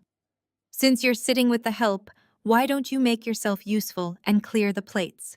A collective intake of breath rippled through the immediate vicinity. Next to me, Leo went absolutely rigid, transforming into a lethal, coiled spring ready to snap forward. Nia's eyes narrowed into terrifying obsidian slits as she locked onto Donovan's throat. The junior catering manager seated beside us turned completely pale, shrinking back into her chair to avoid the collateral damage. The insult was designed to be the ultimate degradation, a highly public branding of my supposed insignificance, meant to put me in my place once and for all. I did not yell. I did not flinch. I did not even break eye contact with the man leaning over me. I slowly lifted my hands and picked up the heavy, stained canvas from my lap. With deliberate, meticulous movements, I folded the dirty apron into a perfect, neat square. I placed it gently on the edge of the wobbly table, smoothly pressing a crease from the rough fabric. I looked back up into Donovan's triumphant face. I smiled. It was not a polite smile, nor a defensive one. It was a chilling, radiant expression of absolute certainty. It was the smile of an executioner admiring a perfectly sharpened blade right before the drop. I held his gaze, letting the silence stretch, until his arrogant smirk finally began to falter at the edges, unsettled by the sheer void of fear in my expression. "Of course," I said, my voice smooth and perfectly calibrated, slicing through the heavy tension in the room. "Let's hope you still have this sense of humor tomorrow." The dawn of the wedding day broke with a deceptive, brilliant clarity. I arrived at the Grand Astor just as the sun crested the horizon, casting long golden shadows across the resort's sprawling, manicured botanical lawns. The Astor was an absolute fortress of generational wealth, a historic white marble palace perched dramatically on a cliffside overlooking the crashing waves of the Atlantic. It was universally recognized as the state's most luxurious, exclusive venue, a place that required a profound amount of capital just to walk through the front doors. Donovan had secured the entire property for the weekend, a multi-million-dollar flex of dominance. The driveway was already chaotic, with a fleet of commercial vans unloading towering forests of imported white roses and miles of heavy silk drapery. The sheer scale of the financial hemorrhage happening in real time was breathtaking. Every velvet chair, every crystal flute, every valet ticket was being funded by toxic credit lines I now held entirely in my grip. I handed my keys to the attendant and stepped into the cavernous gilded lobby. The air was cool and heavily scented with rare orchids. I carried a sleek protective garment bag draped over my arm, moving with quiet purpose toward the primary concierge desk. My intention was to secure the electronic keycard for the VIP Mother of the Bride dressing suite, a luxurious panoramic room that had been contractually guaranteed in the initial event manifest months ago. Before I could even cross the imported travertine tiles, a figure stepped aggressively into my direct path, cutting off my trajectory. It was Donovan. He was practically vibrating with a manic toxic energy, holding a porcelain espresso cup and barking rapid-fire orders at a terrified team of event coordinators. He wore a tailored cashmere leisure suit, clearly reveling in his role as the absolute master of the domain. When he spotted me, he dismissed the hotel staff with a sharp, disrespectful flick of his wrist. He turned to face me, his eyes dark and heavy with the exhausted, paranoid adrenaline of a man living on borrowed time. He did not offer a morning greeting. He blocked my path, his gaze dropping to the garment bag resting over my arm with a look of theatrical pity. He stepped uncomfortably close, ensuring our conversation remained an intimate, hostile exchange. He informed me, his voice dripping with a weaponized, condescending sweetness, that there had been a sudden, unavoidable logistical adjustment to the morning's bridal itinerary. Donovan explained that the sheer volume of the Sinclair family's styling teams, the celebrity makeup artists, and the elite wardrobe consultants required significantly more square footage than initially anticipated. Therefore, he had personally taken the absolute liberty of canceling my reservation for the VIP dressing suite. He paused, letting the blatant disrespect hang in the chilled air of the lobby. He tilted his head, offering a jagged, predatory smirk. He casually informed me that since I was fundamentally accustomed to making do with severe limitations, I would not mind using the public restrooms down by the resort's infinity pool to get dressed and prepare for the ceremony. The malice in his directive was brilliantly transparent. The VIP suites were climate-controlled sanctuaries of calm. The public pool facilities, however, were essentially subterranean concrete bunkers located entirely on the other side of the massive resort. He explicitly noted that it might be a bit humid down there, expressing a mock concern that the damp air might ruin my hair or melt my makeup. His objective was crystal clear. He wanted me to emerge from the bowels of the hotel sweating, flustered, and physically diminished. He was engineering a scenario where I would be forced to stand next to his impeccably styled aristocratic family in the official high-resolution wedding portraits, looking exactly like the ragged, exhausted outsider he claimed I was. It was a final desperate attempt to brand me with an undeniable visual marker of inferiority. I stood perfectly still, absorbing the absolute pathetic nature of his microaggression. He was a man standing on a trapdoor, bragging about the quality of the rope around his neck. He waited, his eyes wide and eager, desperately craving a scene. He wanted me to argue, to demand my suite back, to create a loud, unrefined spectacle in the middle of the pristine lobby, so he could have me escorted away by security. I denied him the oxygen. I adjusted the strap of my garment bag, shifting its weight with casual, effortless grace. I looked directly into his manic, bloodshot eyes and offered a smile of chilling, absolute serenity. I told him that the public facilities would be more than adequate for my needs. I thanked him for his meticulous attention to the spatial arrangements, pivoting smoothly on my heel and walking away. I did not look back to observe his reaction, but I could feel the frustrated, confused silence radiating from his rigid posture. The journey to the pool facilities was a long, winding descent into the humid underbelly of the resort. As I pushed open the heavy wooden doors of the public locker room, a thick wall of damp, chlorine-scented heat washed over my face. The space was sterile, echoing, and incredibly uncomfortable. The mirrors were fogged with condensation, and the floors were slick with tracked-in pool water. For anyone else attempting to prepare for a high-society wedding in this environment would have been a humiliating, catastrophic disaster. For me, it was simply an irrelevant backdrop. I hung my garment bag on a cheap metal hook inside a cramped gray changing stall. I moved with cold military precision. I had anticipated Donovan's erratic need to inflict suffering and had planned accordingly. I utilized specialized humidity-resistant cosmetics and employed setting techniques that were entirely impervious to the stifling heat. I transformed my appearance in the cramped, damp space with ruthless efficiency. When I emerged from the locker room 40 minutes later, the transformation was lethal. My hair was pulled back into a severe architectural chignon that refused to yield a single strand to the damp air. My makeup was a flawless, immovable mask of understated, terrifying authority. I had bypassed traditional formal wear, stepping instead into a sharp, structural emerald green power suit that completely rejected the soft pastel aesthetics typical of a bridal party. I looked nothing like a ragged, defeated mother. I looked like a corporate executioner reporting for duty. I bypassed the elevators and walked back up the grand curving staircases of the Astor, my heels striking the marble with rhythmic, unforgiving finality. The suffocating heat of the pool deck was entirely gone, replaced by the icy, air-conditioned chill of the upper floors. I navigated the plush-carpeted hallways leading to the presidential wing, my mind entirely focused on the final objective. The trap was locked.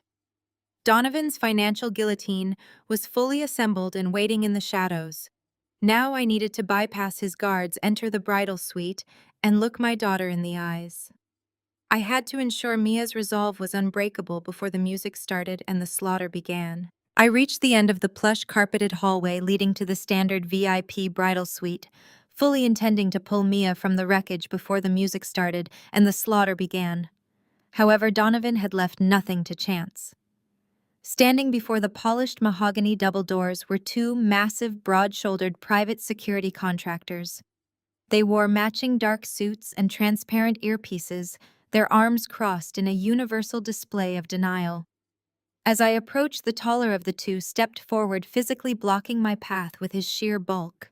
He did not ask for my name. He simply stated that per Mr. Sinclair's explicit instructions, the mother of the bride was permanently barred from entry.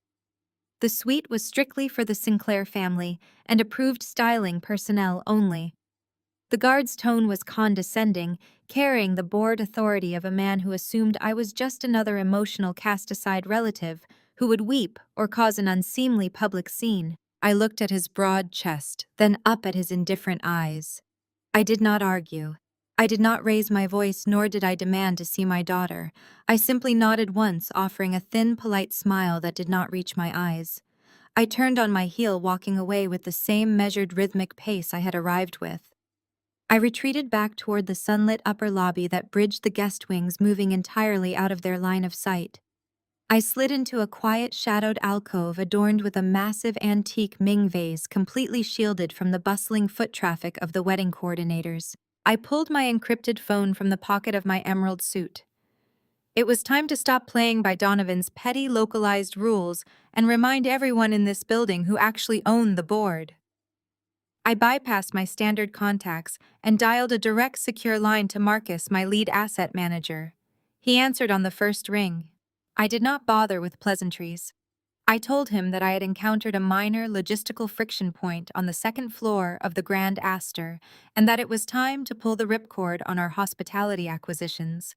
Over the past few weeks, while Donovan was busy putting this entire circus on a high-yield credit card and bragging about his exclusivity, my firm had quietly executed a hostile corporate takeover of the parent conglomerate that managed this resort. Donovan thought he had rented the venue to display his dominance. He had absolutely no idea he was merely a temporary, non-paying guest in my house. I instructed Marcus to contact the regional corporate office and patch a priority override directly through to the resort's on-site director.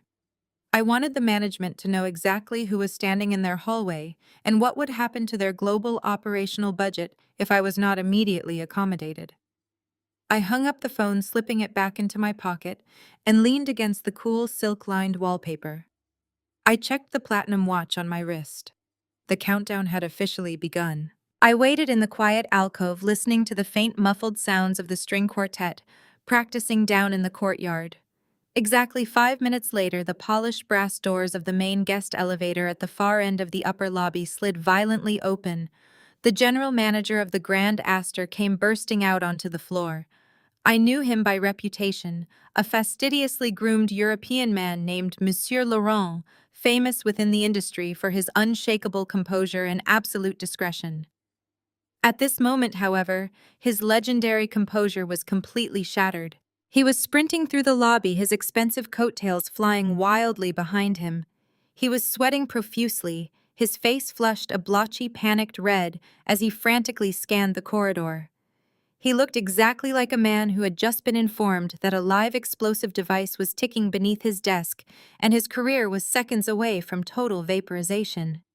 He spotted me standing in the alcove in my emerald suit and practically skidded to a halt, his chest heaving as he gasped for air. He ignored the whispering guests and the bewildered hotel staff who had stopped to watch the sudden commotion. Laurent bowed his head, his hands trembling visibly as he clasped them together. He launched into a rapid, breathless stream of profound apologies, his accent thickening heavily with pure panic. He stated that there had been a catastrophic misunderstanding, a monumental failure of communication at the front desk regarding my ownership status. He begged for my forgiveness on behalf of the entire global hospitality group, assuring me that the offending staff members and Donovan's private security team would be dealt with and removed immediately. I raised a single-gloved hand, silencing his frantic groveling. I told him that apologies were an inefficient use of time, but I did require immediate access to a secure private space to conduct my family business before the ceremony. Laurent nodded vigorously, beads of sweat tracking down his forehead. He turned and marched past the standard VIP bridal suites, entirely shooting a look of absolute venom at Donovan's hired guards as we walked by. He did not even bother to reprimand them. They were beneath his current level of crisis. He led me to a discreet, unmarked alcove at the end of the wing, pulling a heavy black master keycard from his breast pocket. He swiped it against a concealed scanner hidden behind a piece of modern art, and a set of reinforced steel doors hissed open. We stepped inside a private glass-enclosed carriage, and he bypassed every commercial floor, activating the express ascent to the absolute apex of the resort. We were heading directly to the locked, ultra-secure presidential penthouse. It was a space so intensely exclusive, it was not listed on the hotel's public directory, reserved strictly for visiting heads of state, foreign royalty, and majority shareholders. The elevator doors parted to reveal a staggering two-story sanctuary of modern luxury. Floor-to-ceiling blast-proof windows offered a dizzying panoramic view of the entire coastline, making Donovan's rented ballroom down below look like a pathetic plastic playset. The penthouse featured an indoor private plunge pool, a massive imported marble foyer, and a sprawling master dressing area, complete with professional runway lighting. Laurent handed me the black master keycard with a trembling hand, treating the plastic square like a holy relic. He bowed deeply, informing me that the entire penthouse was mine for the duration of the weekend, completely off the books and secure from any outside interference. He assured me that a dedicated team of private concierges was standing by in the service kitchen, ready to fetch Mia from the lower floor and bring her up to this fortress the absolute second I gave the command. The tables had not just turned, they had been entirely dismantled and burned for fuel. Donovan had tried to shove me into a damp basement to assert his dominance. Instead, he had unwittingly handed me the keys to the kingdom. I stood in the center of the sprawling penthouse, looking down at the magnificent ocean view, feeling the cold, hard weight of absolute authority settle in my veins. The trap was no longer just set. It was a steel cage, and Donovan Sinclair had just locked the door from the inside. Monsieur Laurent, frantic to demonstrate his absolute loyalty to the new regime, had insisted on personally returning to the humid subterranean locker rooms to retrieve my discarded belongings and the custom vintage silk veil I had brought specifically for Mia. I remained in the soaring glass-enclosed living space of the presidential penthouse, tracing the edge of a polished obsidian table, enjoying the absolute pristine silence of the fortress. Down below, the Sinclair machine was frantically preparing for a coronation. Up here, I was calmly preparing for a corporate slaughter. The silence was violently ruptured just minutes later. The heavy steel doors of the private elevator hissed open into the penthouse foyer, accompanied by the chaotic, overlapping sounds of a severe altercation. I moved silently toward the marble entryway, the sharp lines of my emerald suit catching the morning light filtering through the massive windows. Laurent was attempting to step out of the carriage, both arms carefully cradling my protective garment bag as if it contained fragile, priceless artifacts. He was treating my belongings with the reverence usually reserved for visiting royalty, ensuring the fabric did not brush against the elevator frame. Right on his heels, practically stepping on the general manager's polished leather shoes, was Donovan Sinclair. Donovan's face was a mottled, dangerous shade of plum, the veins in his thick neck strained against the starched collar of his custom shirt. He had evidently spotted Laurent in the main lobby carrying my garments with utter deference, and driven by his obsessive need to micromanage and degrade, had forced his way into the restricted elevator bank to intercept them. His brain, deeply wired to process the world through a rigid narcissistic hierarchy, had completely short-circuited at the sight of the resort's highest authority, acting as a personal valet to the woman he had just banished to the basement. He lunged forward, physically blocking Laurent from crossing the threshold of the penthouse. Donovan pointed a thick, trembling finger directly into the general manager's face, spit flying from his lips as he unleashed a torrent of unhinged fury. He demanded to know exactly what kind of catastrophic failure of management he was witnessing. He screamed that he was the primary financier of the entire weekend, the sole reason this resort was currently fully booked, and that he demanded absolute, unquestioning obedience from the staff. His voice cracked with sheer incredulous rage as he gestured wildly toward me standing in the foyer. He ordered Laurent to explain why he was carrying luggage for a woman who had been explicitly instructed to dress in a public restroom. He roared that it was a profound insult to the Sinclair family to allow slum trash into the resort's most exclusive room.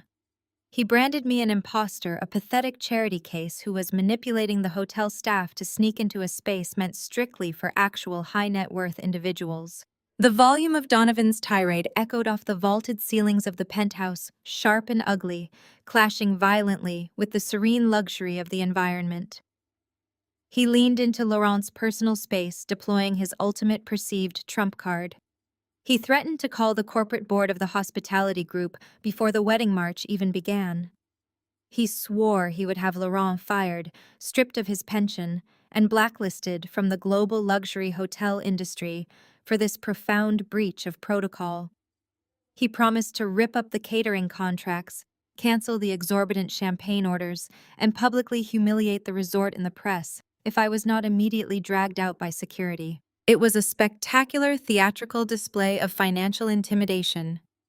It was the exact routine Donovan had used for decades to bully contractors, silence critics, and force the world to bow to his fabricated wealth. It was also intensely ironic. He was threatening to pull funding that was entirely composed of toxic debt, demanding a man be fired from a conglomerate I now effectively controlled. His intimidation tactics failed entirely. Laurent did not cower. The sweating, panicked sycophant I had encountered in the lower lobby was entirely gone. Standing inside the threshold of my penthouse holding my garment bag, Laurent was now standing on the right side of power. He knew exactly who owned the ground Donovan was currently throwing a tantrum on. The general manager straightened his posture, looking at the red-faced patriarch not with fear, but with a profound, icy disdain. It was the look a seasoned professional gives a deeply confused, disruptive trespasser. Laurent clutched my garment bag securely and delivered his response with crisp, European precision. He informed Donovan that he was currently violating a restricted private space. He stated, his voice devoid of any customer service warmth, that the occupant of this penthouse was a VIP of the absolute highest global distinction. He smoothly clarified that her presence here was mandated by the highest levels of corporate authority, an authority that vastly superseded any regional event contract Mr. Sinclair might hold. Donovan physically reeled back as if he had been slapped across the face. His mouth opened and closed silently. The concept of a hotel employee defying a supposed billionaire blatantly prioritizing my comfort over his aggressive demands was completely alien to his reality. He looked from Laurent to me, his eyes darting frantically as he tried to construct a narrative that made sense of this blatant insubordination. I stepped forward, the heels of my shoes clicking sharply against the imported marble. I stopped just a few feet away from his trembling frame. I did not raise my voice to match his screaming. Instead, I let my tone drop into a quiet, lethal register that forced him to strain to hear me. I told Laurent to bring the garments inside and ignore the noise in the hallway. I looked directly into Donovan's bloodshot eyes and told him he was embarrassing himself. I watched the frantic, chaotic energy drain from his posture, replaced by a sudden creeping paranoia. The absolute confidence in my voice, combined with the general manager's unwavering defiance, was a jagged crack in his carefully constructed armor. I advised him to return to his designated floor and focus on his over-leveraged floral arrangements. I reminded him with a smile that offered absolutely no warmth that the ceremony was rapidly approaching, and it would be a terrible shame if he were escorted off the premises before he could give his son away. Before Donovan could formulate a coherent response, before he could launch into another desperate screaming tirade to reassert his dominance, I nodded to Laurent. The general manager stepped fully into the foyer and sharply pressed the security panel on the wall. The heavy reinforced steel doors of the private elevator bank hissed smoothly shut, cutting off Donovan Sinclair's purple, bewildered face, entirely sealing me inside my impregnable fortress. The heavy steel doors had barely engaged their biometric locking mechanisms before a muffled rhythmic pounding began to reverberate through the penthouse foyer.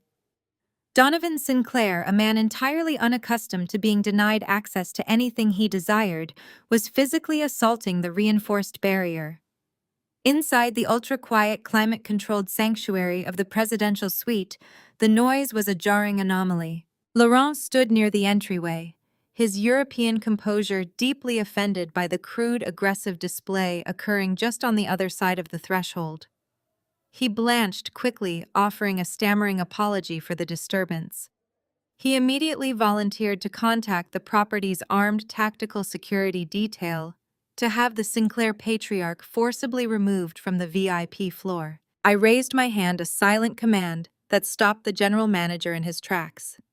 I did not want Donovan removed. I wanted him to exhaust himself.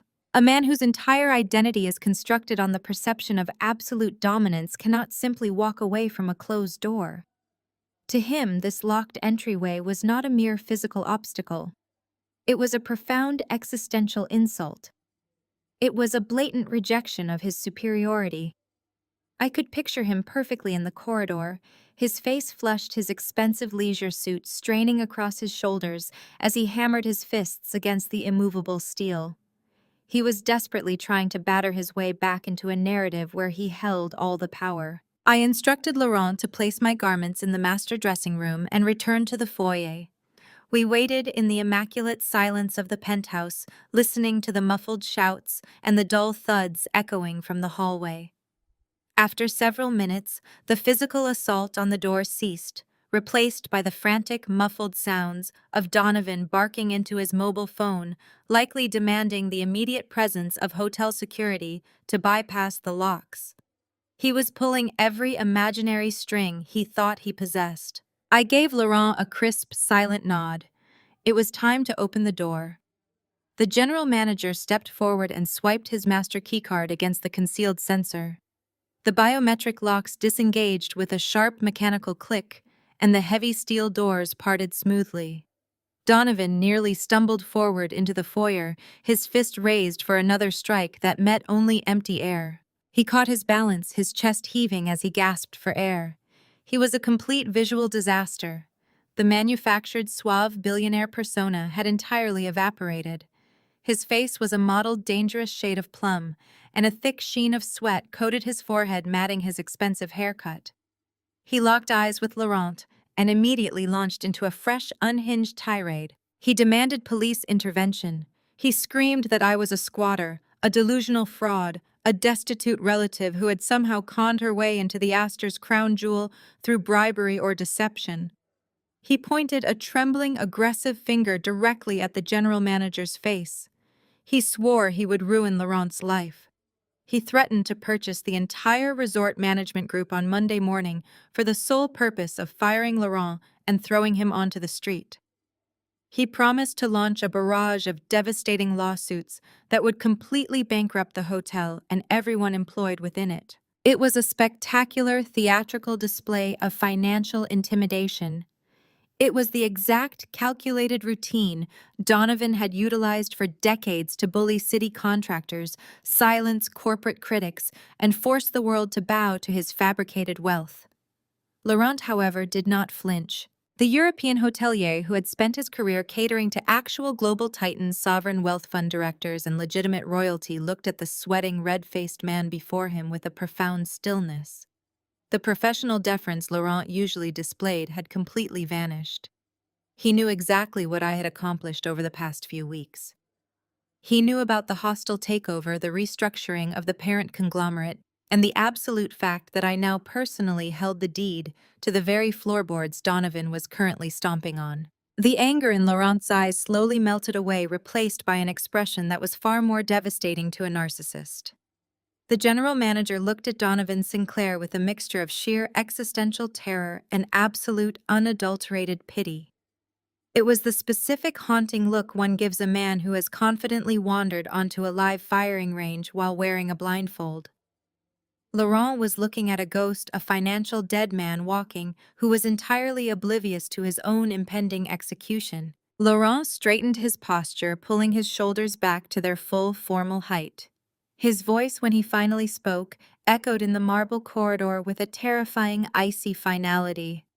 "Mr. Sinclair," the general manager began, his tone devoid of any customer service warmth, "I don't think you understand whose ground you are standing on." Laurent drew a deep breath, fully prepared to unveil the brutal corporate reality. He was seconds away from announcing the name of the new holding company, from declaring my position as the apex predator of this entire hospitality conglomerate, and from informing Donovan that his credit lines were currently freezing in real time. Laurent was about to hand the Sinclair patriarch the final lethal piece of the puzzle. I could not allow that. The revelation of my true identity and the complete scope of my power was not meant for a private, secluded hallway.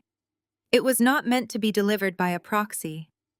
That specific devastation was reserved for the grand ballroom surrounded by every single sycophant investor and high society parasite Donovan had ever tried to impress. I stepped forward smoothly, bridging the distance between the foyer and the open threshold.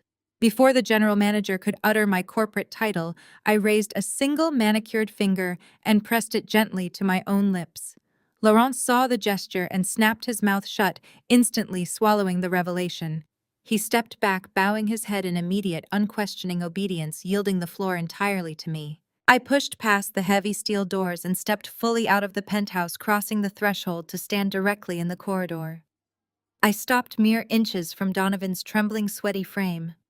I looked breathtaking. The sharp structural lines of my emerald green power suit cut a striking contrast against the soft, neutral tones of the hotel corridor. The tailored fabric hung with flawless precision, projecting an aura of immense, untouchable authority. My hair, secured in its severe architectural chignon, had completely defied the humid descent into the pool lockers, remaining sleek and immaculate. My makeup was a flawless, immovable mask of understated, terrifying dominance. I radiated a cold, blinding perfection that instantly highlighted every single one of Donovan's physical and psychological flaws. Donovan stared at me, his mouth slightly ajar, his earlier momentum completely shattered. His brain was desperately trying to reconcile the ragged, defeated woman he had banished to the basement with the immaculate, imposing monarch now commanding the hallway. The sheer force of my presence, combined with the general manager's terrifying display of submissive pity, finally cracked the foundation of his arrogance. He took a slow, involuntary half-step backward, his eyes widening as the first tiny sliver of genuine fear began to seep into his consciousness. I did not break eye contact. I did not speak a single word. I simply let him drown in the silence, letting him feel the immense crushing weight of the unknown reality shifting around him. The final pieces of the board had locked firmly into position. The ultimate trap had been set. The hours between that hallway encounter and the evening reception passed in a blur of forced pageantry. I allowed the Sinclair family their hollow ceremony, sitting perfectly still, as Mia and Carter exchanged vows under a towering archway of imported white orchids. I watched Donovan reclaim his blustering confidence, clearly convincing himself that my presence in the penthouse was a bizarre administrative glitch, a temporary anomaly in his otherwise perfect universe. By the time the 500 guests flooded into the Grand Astor's main ballroom for the evening reception, he was entirely back in his element. He held court among the city's financial elite, utterly blind to the invisible tripwire he had already triggered. The ballroom was a monument to excessive, desperate spending. Crystal chandeliers the size of small vehicles cast a warm, golden light over dozens of round tables draped in heavy ivory silk. Waiters moved in synchronized precision, pouring vintage champagne into baccarat flutes. I was seated with Leo and Nia at a table conspicuously pushed toward the rear service doors, a final petty slight that I now found genuinely amusing. The emerald green of my suit caught the ambient light, a sharp structured anomaly, amid the sea of pastel chiffons and conservative black tuxedos. I sipped my sparkling water, feeling the cool, solid weight of the encrypted phone in my pocket. The dinner service concluded with a theatrical presentation of flaming desserts, signaling the transition to the evening's speeches. The dull roar of 500 overlapping conversations slowly died down as the wedding band ceased playing. At the head table, elevated on a raised dais to ensure maximum visibility, Donovan Sinclair stood up. He tapped a silver spoon against his crystal goblet, the sharp ringing sound echoing through the cavernous room. He buttoned his suit jacket, projecting the manufactured gravitas of a patriarch addressing his loyal subjects. He reached out and grabbed the microphone from the stand, his knuckles white with anticipation. He began with the standard obligatory pleasantries, thanking the sprawling crowd of investors, politicians, and socialites for gracing the Sinclair family with their presence. He praised his son Carter, calling him the heir to a great legacy. But as the alcohol in his system mixed with his insatiable need for dominance, the tone of his speech began to warp. The thin veneer of high society etiquette dissolved, revealing the ugly, venomous core of his character. He turned his attention to Mia, who sat rigidly beside Carter, her smile frozen and strained. Donovan gripped the microphone tighter, his voice booming through the state-of-the-art acoustic system. He told the crowd that marriage was not just about love, but about elevation. He declared that the Sinclair family had always been defined by their profound generosity, their willingness to extend their unparalleled resources to those less fortunate. He paused, letting the silence stretch before launching into a highly condescending monologue about Mia's background. He framed the entire wedding not as a union of two young people, but as a charitable rescue mission. He spoke of pulling Mia from a life of guaranteed obscurity, of saving her from the inevitable failure of her roots. He actually used the exact phrase poverty-stricken teenage mother. A collective shocked murmur rippled through the ballroom. Guests shifted uncomfortably in their seats, exchanging wide-eyed glances. Even among the ruthless corporate sharks in attendance, this blatant cruelty was a profound breach of decorum.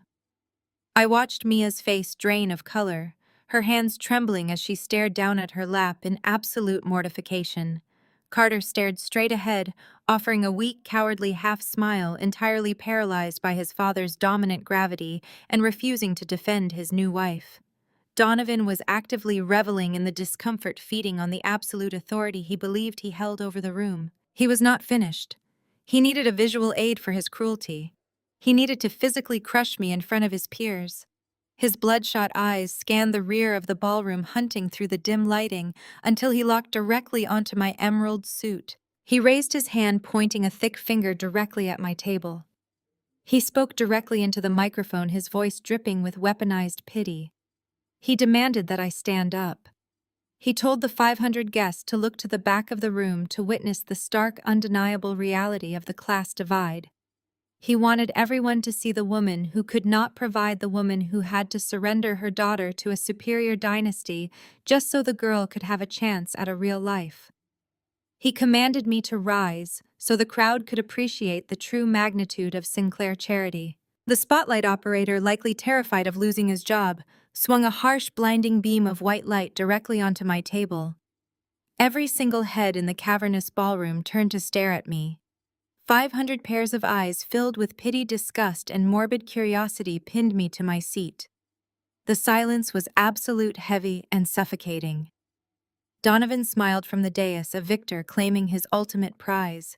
I did not flinch. I did not avert my gaze. I pushed my chair back, the legs gliding silently over the plush carpet.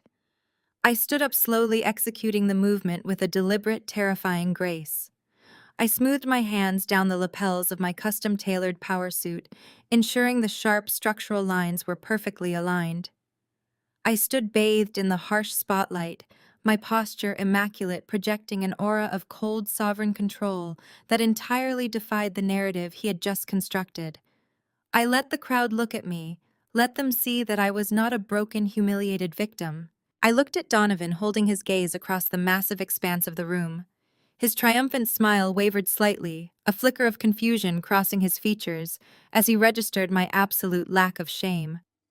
I did not need his microphone to command the room. I had brought my own. Without breaking eye contact with the Sinclair patriarch, I raised my right hand and gave a sharp, precise hand signal to my left. At the adjacent table, Nia stood up. She had bypassed the formal evening gowns entirely, wearing a razor-sharp black tuxedo that screamed federal prosecutor. She reached into her sleek designer clutch and pulled out a matte black wireless microphone. We had utilized the chaos of the floral deliveries earlier that afternoon to have my security team patch it directly into the ballroom's primary audio mixing board, overriding the master channel. With a smooth, practiced motion, Naya tossed the microphone across the gap between our tables. The matte black cylinder tumbled through the harsh beam of the spotlight. I reached out and caught it effortlessly in my right hand. The solid weight of the device against my palm was the final clicking mechanism of the trap. I gripped it tightly, ready to dismantle Donovan Sinclair's empire brick by brick. The matte black cylinder felt cool and heavy in my palm, a sleek instrument of destruction perfectly synced to the ballroom's central audio system. I flicked the tiny silver switch on the base. A brief, sharp screech of audio feedback sliced through the cavernous room, instantly killing the feed to the microphone currently gripped in Donovan's sweaty hand. He tapped the metal mesh of his dead mic, a confused, irritated scowl, twisting his features as his voice failed to amplify. The 500 guests fell into a bewildered silence, their heads swiveling from the frustrated patriarch on the raised dais to the lone woman standing illuminated in the harsh spotlight at the back of the room. I raised the microphone to my lips, my voice crisp and amplified with crystal-clear precision rolled across the hundreds of seated guests, echoing off the imported crystal chandeliers and bouncing against the silk-draped walls. "You talk a lot about paying for things, Donovan," I said, my tone echoing with absolute terrifying calm. "But do you even know who owns this resort?" The question hung in the air, a perfectly weighted blade suspended over the entire room. Donovan's face went entirely slack. The deep mottled red of his complexion drained away, replaced by a sickly ashen gray. He stared at me across the sea of elaborate floral centerpieces and horrified socialites, his mouth working silently, as his brain desperately tried to process the impossible breach in his carefully orchestrated reality. He looked down at his dead microphone, then back up at me, the first genuine spark of terror igniting in his eyes. Before he could bark an order to his rented security team, the architecture of the room itself turned against him. A heavy synchronized sequence of electronic thuds echoed around the perimeter of the grand ballroom. The massive brass-studded oak doors at the main entrance, the rear service exits, and the side terrace access points slammed shut simultaneously. The distinct heavy clank of biometric deadbolts engaging reverberated through the space. A collective gasp rippled through the crowd as the realization set in. The ultimate symbol of Sinclair wealth had just become a gilded cage, and no one was leaving until I allowed it. Instantly, the shadows along the perimeter of the room shifted. From behind the heavy silk draperies out of the concealed service alcoves and stepping away from the locked oak doors, a small army of operatives materialized. There were dozens of them, men and women dressed in immaculate, identical black suits, their expressions carved from stone. This was not the resort's standard security detail, nor were they the bulky rented thugs Donovan had hired to intimidate his guests. This was my private tactical corporate security force. They moved with terrifying, silent efficiency, forming an unbroken, impenetrable ring around the entire ballroom. They did not draw weapons, nor did they need to.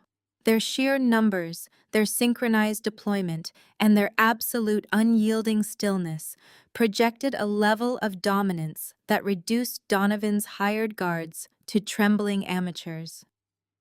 The Sinclair security team, realizing they were vastly outnumbered and entirely outclassed, instinctively stepped back, lowering their heads and refusing to make eye contact with my operatives. The hierarchy of power in the room had been violently and undeniably overthrown. The guests, the elite titans of industry and society, who had just been laughing at my expense, shrank back into their gilded chairs. The whispers died completely. The air in the ballroom grew thick, heavy with the suffocating realization that the Sinclair family was no longer in control of their own coronation. From the side of the room near the VIP holding areas, Monsieur Laurent emerged. The general manager of the Grand Astor was no longer the frantic, sweating hotelier from the lobby, nor the cautious diplomat from the penthouse elevator. He marched down the center aisle of the ballroom with the impeccable, rigid posture of a corporate executioner. He was flanked by the resort's regional director and the chief financial officer, a visual phalanx of absolute hotel authority marching directly toward the raised dais. Donovan watched Laurent approach, his eyes wide, his hands gripping the edges of the podium as if it were the only solid object left in his disintegrating universe. He tried to speak, tried to summon his booming authoritative roar to command the general manager to halt, but his dead microphone offered him no amplification, and his raw voice caught in his dry throat, coming out as a pathetic, breathless croak. Laurent ascended the velvet-lined stairs of the stage with measured, deliberate steps. He did not bow. He did not offer a sycophantic smile. He walked directly into Donovan's personal space, radiating the icy confidence of a man backed by unlimited leverage. Carter, standing frozen beside his father, physically recoiled, pulling Mia slightly behind him as if shielding her from the blast radius. Without breaking eye contact with the crumbling patriarch, Laurent reached out and firmly gripped the microphone still clutched in Donovan's hand. For a fraction of a second, Donovan resisted his knuckles, white his ego fighting a desperate losing battle against reality. But Laurent's grip was absolute, and with a smooth, undeniable pull, he stripped the dead microphone from Donovan's trembling fingers. The physical loss of the device seemed to break the last of Donovan's resistance. His shoulders slumped, and he staggered back half a step, looking like a man who had just watched his empire burn to ash. Laurent turned his back on the Sinclair family, facing the sea of terrified, captivated guests. He signaled to the audio booth, and his microphone was instantly brought live, the crisp sound cutting through the stunned silence of the ballroom. "Ladies and gentlemen," Laurent announced, his European accent projecting flawless, unwavering authority. "Allow me to introduce the sole owner of the Grand Astor and the majority shareholder of Aura Estates." Laurent extended his arm, gesturing directly across the room to where I stood, bathed in the spotlight. "Madam Chairman Sloane." The words struck the ballroom like physical blows. The collective shock of 500 high-net-worth individuals manifested as a sharp, synchronized intake of breath. I watched the realization dawn on the faces of the city's elite, watching their arrogant pity curdle into profound, self-preserving terror. They had spent the evening gorging themselves on Sinclair wealth, applauding the degradation of a woman they believed was destitute. Now they were trapped in a locked room, completely surrounded by a private army, staring directly at the apex predator who owned the very building they were sitting in. I remained perfectly still, the matte black microphone resting at my side, my emerald suit glowing under the harsh light. I let my cold, uncompromising gaze sweep across the dais, locking onto Donovan's horrified face, watching the absolute destruction of his pride as he finally understood exactly who he had tried to bury in his basement. The name hung in the air, a corporate death sentence delivered with flawless European precision. For one suspended heartbeat, the magnificent ballroom was trapped in a vacuum of absolute suffocating silence. Then the shockwave hit. It started as a low collective murmur at the front tables and rapidly swelled into a deafening cacophony of gasps, panicked whispers, and sharp intakes of breath.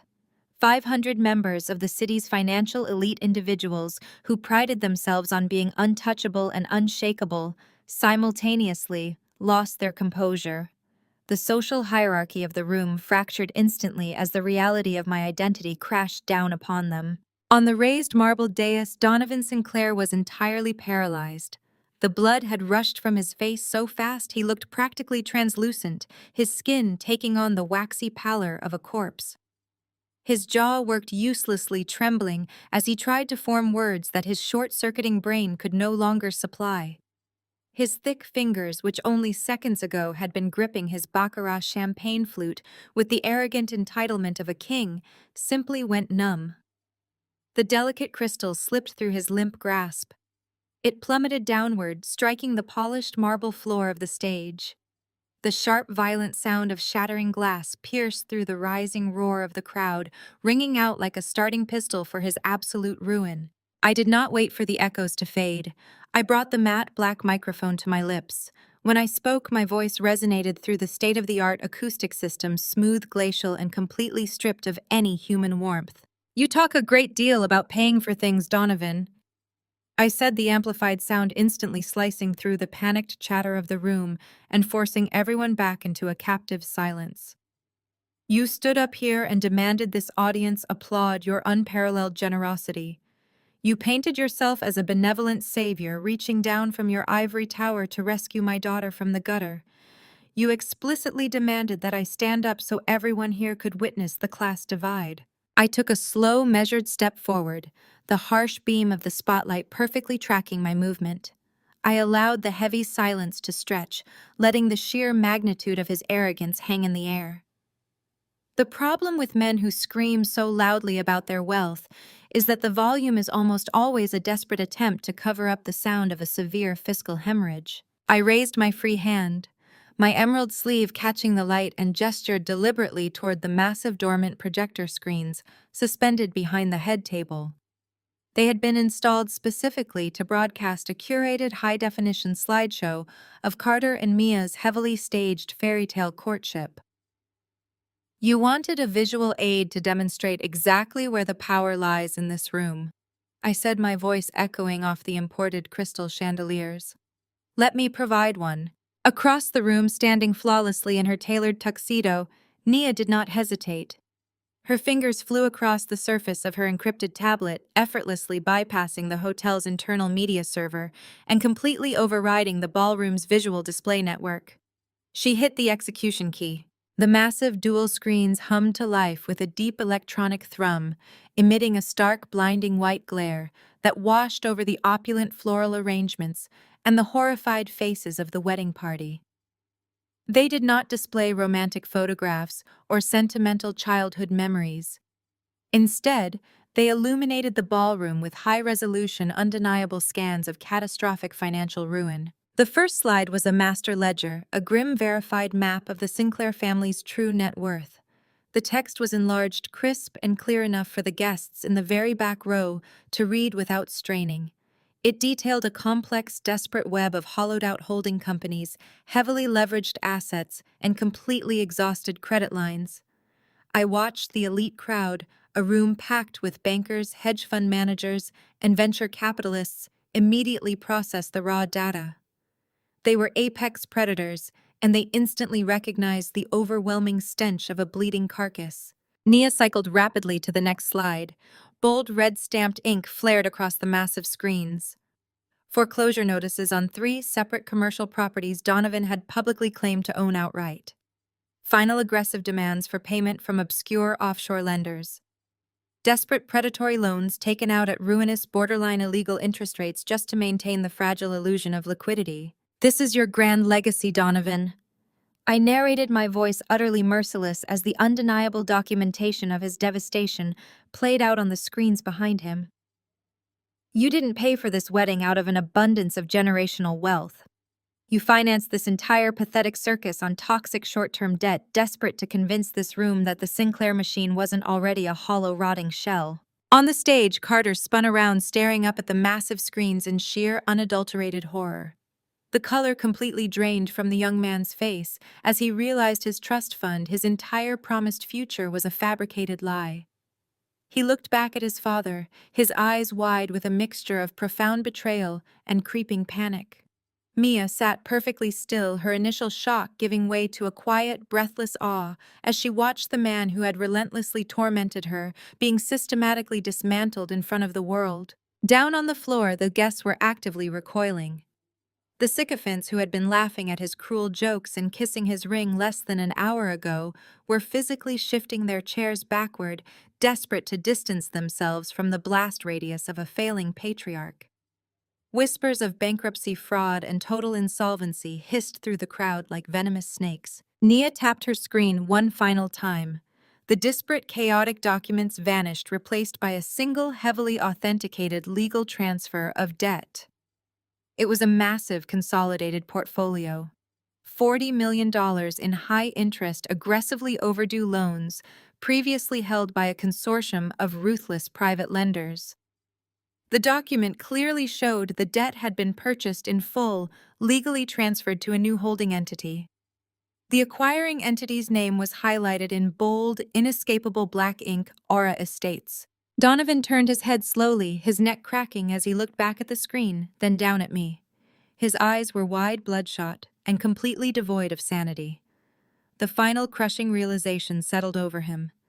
He had not just insulted a guest, he had handed his throat directly to his executioner. I let the absolute silence stretch, allowing the staggering figure of $40 million to burn itself into the retinas of every single person in the room.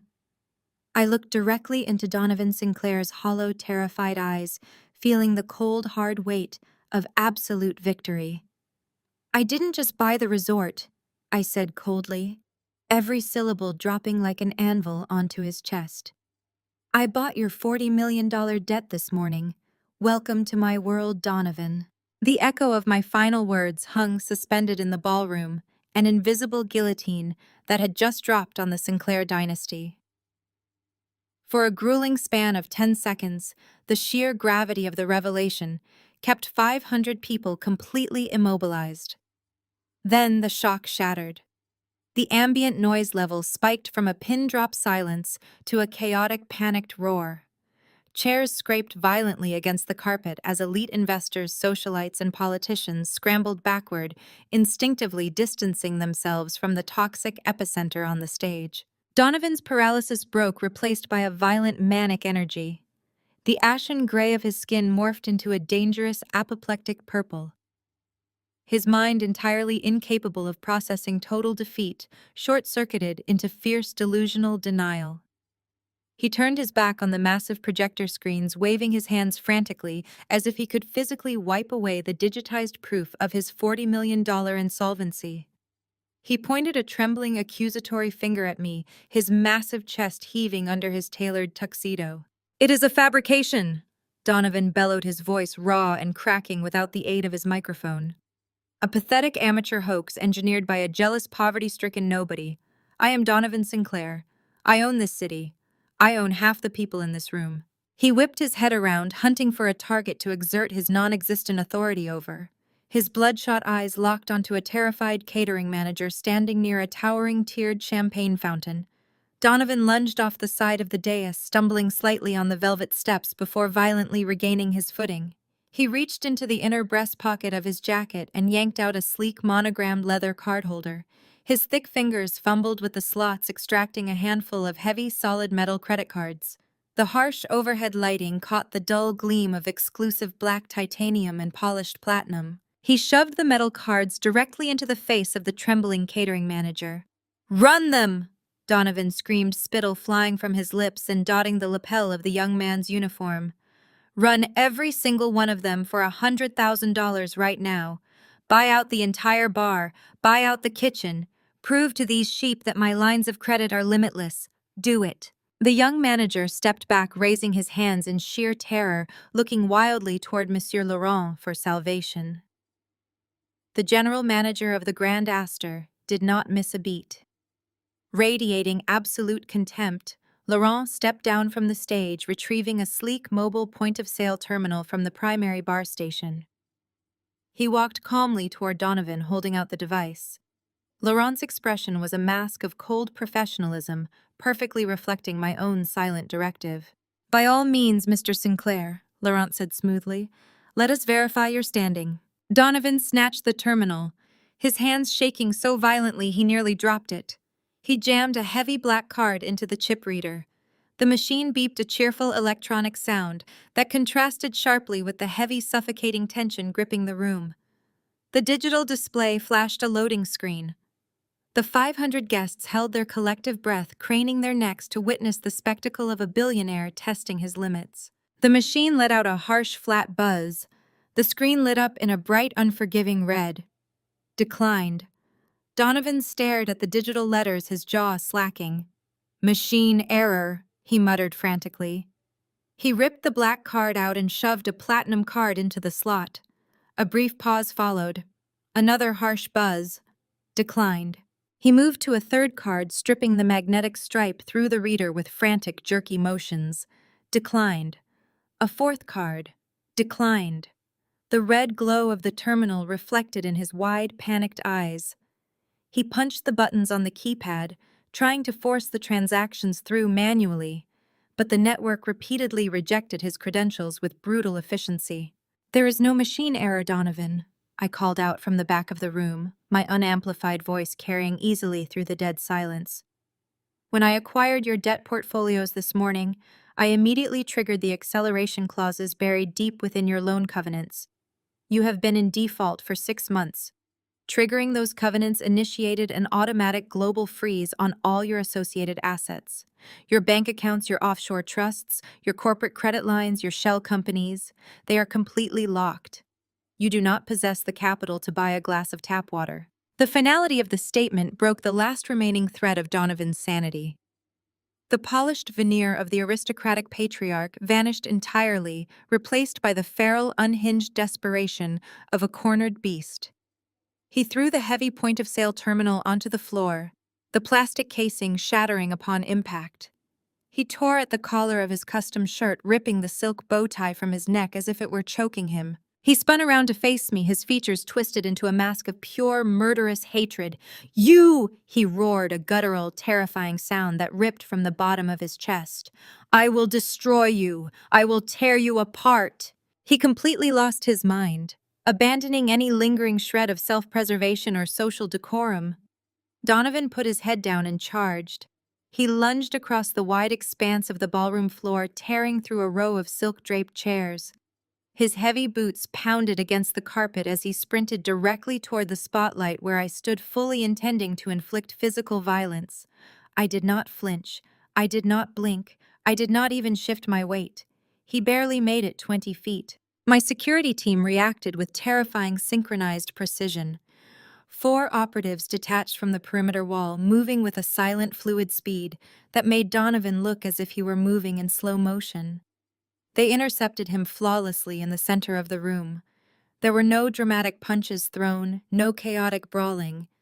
It was a clinical surgical neutralization. The lead operative absorbed the brunt of Donovan's charge, stepping into the patriarch's momentum and expertly locking his arms. The other 3 flanked him instantly, securing his wrists, his waist, and his legs. Within 3 seconds, a man who weighed over 200 pounds was entirely immobilized and physically lifted off the plush carpet. Donovan thrashed wildly, his legs kicking at empty air, his expensive leather shoes flying off his feet and tumbling onto the floor. He screamed a continuous, incomprehensible stream of profanities and threats, his face dark purple with oxygen deprivation and rage. The operatives did not acknowledge his screaming. They did not struggle. They simply carried the thrashing, roaring man through the center aisle, marching him directly past his horrified peers, his trembling son, and the woman he had spent the evening degrading. They reached the rear service doors. One operative keyed the biometric lock. The heavy oak doors swung open, revealing the stark concrete service corridor beyond. They carried Donovan through the threshold, his screams echoing off the industrial walls. The heavy doors swung shut behind them, the magnetic locks engaging with a sharp, definitive snap, instantly severing the sound of his raving madness and leaving the grand ballroom in a state of absolute stunned paralysis. The sharp, definitive snap of the magnetic locks sealing the service doors echoed like a gunshot in the cavernous space. With Donovan Sinclair physically removed from the premises, a profound and terrifying silence crashed down upon the Grand Astor Ballroom. It was a vacuum of absolute power, a sudden void created by the violent extraction of a man who had spent decades dictating the reality of everyone in his orbit. The 500 elite guests remained entirely immobilized, holding their breath, as if any sudden movement might provoke my security team to turn their attention toward the rest of the room. The oppressive golden glow of the crystal chandeliers seemed to mock the absolute devastation playing out on the raised marble dais. At the head table, the remaining Sinclair family members were trapped in varying states of shock. Donovan's wife sat rigidly in her chair, her hands clutching the edges of the silk tablecloth so tightly her knuckles were translucent. A violent, visible tremor racked her thin frame, her meticulously constructed society facade crumbling into genuine, unfiltered panic. She stared blankly at the service doors where her husband had just vanished, completely unequipped to process a reality where her family did not hold absolute authority. The sycophantic cousins and corporate lieutenants who had flanked them all evening were slowly inching their chairs away, desperate to put physical distance between themselves and the imploding dynasty. Standing at the center of the wreckage, Carter Sinclair looked like a man waking from a lifelong trance. The color had completely drained from his face, leaving his features stark and hollow. He stared at the massive projector screens hovering above the stage where the digital proof of his father's $40 million insolvency still burned in unforgiving white light. His entire life, his promised inheritance, his manufactured superiority had all been incinerated in less than 5 minutes. He turned his head slowly, taking in the terrified, shrinking forms of the city's financial elite. He saw the exact people who had just been laughing at his bride's expense now trembling in their seats, utterly powerless against the reality I had imposed upon them. Carter's gaze dropped to his mother. He watched her shake, completely paralyzed by the loss of the wealth and status that had shielded her from the consequences of her husband's cruelty. He saw the cold, calculated complacency that had allowed Donovan to torment Mia so viciously. He realized in that agonizing silence that by standing beside his father, by offering a weak, appeasing half-smile while the woman he supposedly loved was publicly degraded, he had been entirely complicit in the abuse. He looked across the vast expanse of the ballroom floor, his eyes locking onto mine. He did not find pity or anger in my expression, only the cold, unyielding reflection of consequence. I stood perfectly still in the spotlight, offering him no exit ramp and no absolution. He had to look at me and accept the magnitude of his own cowardice. Finally, Carter turned his attention to Mia. She sat on the edge of the stage, her posture straight, her chin held high despite the tears glistening on her cheeks. She was not looking at the screens, nor was she looking at the terrified guests. She was looking exclusively at him, waiting to see what kind of man remained now that the illusion of the Sinclair empire had been violently stripped away. A profound shift occurred in Carter's posture. The submissive slouch of an obedient son vanished, replaced by the rigid, desperate tension of a man trying to reclaim his soul. He looked down at the left lapel of his tailored tuxedo jacket. Pinned securely to the silk fabric was an elaborate, custom-designed boutonniere, fashioned from imported white orchids and entwined with a subtle silver crest. It was the mark of the Sinclair dynasty, a symbol of the exclusionary wealth and toxic privilege that had dictated every choice he had ever made. Carter reached up, closing his hand over the fragile white petals and the silver crest. His jaw clenched tightly. With a sudden violent jerk, he ripped the boutonniere from his lapel. The sharp sound of tearing silk and snapping pins was loud enough to carry across the breathless room. He held the crushed flower in his fist for a fraction of a second before hurling it onto the polished marble floor of the dais. He stepped forward, bringing the heel of his leather shoe down hard, crushing the delicate orchids into a smeared, unrecognizable paste against the pristine stone. The physical rejection of his father's legacy seemed to break the invisible tethers holding him to the stage. Carter stepped down from the dais, leaving his trembling mother and the remnants of his family behind. He walked down the center aisle, moving with a heavy, deliberate stride. The sea of guests parted slightly, pulling their limbs inward to avoid brushing against a man who had just publicly excommunicated himself from the upper echelon of their society. He did not stop walking until he reached the back of the ballroom, stopping just inside the harsh circle of the spotlight illuminating my position. My security operatives subtly shifted their weight, preparing to intercept, but I raised a single finger, signaling them to hold their ground. Carter stood before me, the devastating reality of his new existence fully settled on his shoulders. He did not try to justify his actions. He did not attempt to salvage his pride. He slowly bowed his head, lowering his gaze to the carpet in a posture of complete, genuine shame. The silence in the room stretched taut, every guest straining to catch the final exchange of power. "I was a coward," Carter said, his voice raw, stripped of the polished arrogance he had wielded earlier that evening. His words were clear, carrying an unwavering sincerity that cut through the residual tension in the air. "I stood there and let him humiliate her. I let him humiliate you. I am so sorry." He lifted his head, his eyes meeting mine with a fierce, burning clarity.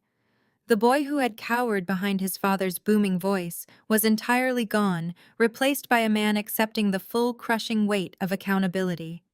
"I am a husband first," Carter declared, projecting his voice loudly enough for the front tables to hear the absolute finality of his vow. "And I am a Sinclair never again." Without waiting for my response or seeking my forgiveness, Carter turned on his heel. He placed his back entirely to his mother, the ruined dais, and the toxic legacy that had just been dismantled. He walked purposefully back down the center aisle, his eyes fixed exclusively on Mia.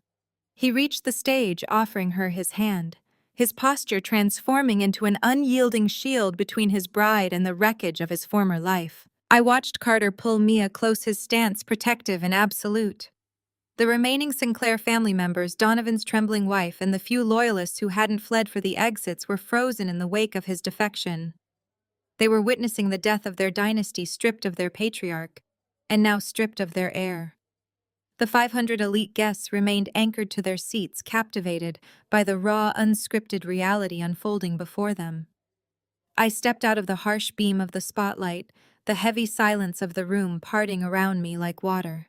I walked down the center aisle, my heels sinking silently into the plush carpet, my eyes locked on my daughter, and the man who had finally proven himself worthy of her. As I approached the marble dais, I reached into the sleek interior of my custom designer clutch. My fingers found the thick, heavily bonded stack of legal parchment. It was the draconian prenuptial agreement, the weapon Donovan had wielded to strip Mia of her dignity and bind her to a lifetime of financial subjugation. I pulled the document free, the stark white pages contrasting sharply with the deep emerald of my suit. I stopped at the exact spot where Carter had crushed the Sinclair boutonniere into the stone. I held the contract up, ensuring every camera phone still recording from the audience captured the unmistakable legal seal of the Sinclair family attorneys. This, I announced, my voice carrying effortlessly through the cavernous space, was designed to be a leash, a contractual guarantee that my daughter would remain a second-class citizen in her own marriage, entirely dependent on the scraps of a dying empire. I gripped the thick stack of papers with both hands. With a sharp, violent twist of my wrists, I tore the document straight down the middle. The crisp sound of ripping paper was surprisingly loud, a final execution of Donovan's ultimate contingency plan. I tore the halves again, and then again, reducing the oppressive legal binding into a handful of jagged, meaningless strips. I opened my fingers and let the pieces fall. They fluttered downward like bitter snow, settling directly over the smeared, ruined petals of Carter's discarded white orchid. The contract and the crest both shattered and meaningless on the floor. The wedding itinerary, painstakingly micromanaged by Donovan's hired planners, had dictated that this exact moment be reserved for the traditional dances. It was supposed to be a hollow spectacle, a manufactured display of patriarchal benevolence, featuring Donovan and his new daughter-in-law. That timeline was officially dead. I turned my attention to the band huddled nervously on their elevated platform to the right of the stage. The band leader, clutching his baton with white knuckles, met my gaze. I gave him a single definitive nod. He swallowed hard, tapping his baton twice against his music stand. The musicians scrambled to raise their instruments. A second later, a rich, sweeping melody filled the ballroom. It was a soulful acoustic arrangement, completely devoid of the stuffy, aristocratic stiffness that had characterized the evening's earlier soundtrack. I turned back to the stage and extended my hands toward my daughter. Mia looked at me, her eyes shining with unshed tears, the stress and terror of the past hour finally washing away. Carter gave her a gentle, encouraging smile, stepping back to grant us the floor. Mia descended the marble steps, the heavy silk of her wedding gown trailing behind her. She reached out and placed her hands in mine. We did not need the patriarchal traditions of a broken family. We had our own foundation. I guided her to the center of the massive, empty dance floor. The 500 guests, previously an audience of hostile judges, were now entirely subdued, reduced to silent witnesses of a bond they could not comprehend. I pulled my daughter into my arms, and we began to sway to the rhythm of the swelling music. We danced in the center of the gilded ballroom, surrounded by the remnants of a defeated dynasty. I looked at Mia's beautiful face, seeing the reflection of every struggle we had survived. I remembered the cold nights in our tiny, unheated apartment, the agonizing decisions between buying groceries or paying for her school supplies, and the crushing weight of a world that had written us off before we even had a chance to start. Every tear, every sleepless night, every ounce of exhaustion had culminated in this exact moment. I held her close, letting the music wash over us, a silent promise that she would never again have to shrink herself to fit into someone else's fragile ego. As the final notes of the song echoed through the grand Astor, I held my daughter tightly. The room around us was nothing more than a backdrop, a conquered territory that had served its purpose. I looked out over the sea of silent faces, the titans of industry who had just learned a devastating lesson in underestimating their prey. I knew my voice would carry not just across this ballroom, but across the entire city by sunrise. A woman's worth isn't defined by the age she becomes a mother, I said, my voice resonating with absolute unshakable conviction. It is not defined by her zip code, her bank account at 18, or the pity of men who believe wealth equals superiority. A woman's worth is defined by the empire she builds from the very stones thrown at her. I let the words sink in, watching the uncomfortable realization dawn on the faces of the socialites who had spent the evening whispering behind their hands. I was told I was a failure before I even began. I was told my daughter was a mistake that would ruin my life. But every judgment, every closed door, every attempt to keep us in our place only served as the mortar for the foundation I was building in the dark. Donovan Sinclair believed he could purchase our submission. He believed respect was a commodity he could hand out to those he deemed worthy. I stepped back, holding Mia's hand, projecting my final verdict to the room. Respect isn't asked for, it is not negotiated, and it is certainly not bought with toxic debt. Respect is demanded, it is taken by force, and it is held by those who possess the strength to weather the storm and burn the old world to the ground. Have you ever been pushed to the edge, underestimated by people who thought they held all the power? Have you ever had to build your own empire from scratch to protect the people you love? When the world tells you that you are nothing, you do not ask for a seat at their table. You buy the entire building and rewrite the rules. Share your stories of survival, resilience, and reclaiming your power in the comments below. If this journey of taking back control resonated with you, hit the like button, subscribe to the channel, and turn on notifications for more stories about demanding the respect you deserve. Remember, your history does not dictate your destiny. Stay strong, build your empire, and never apologize for your strength. Thank you for listening.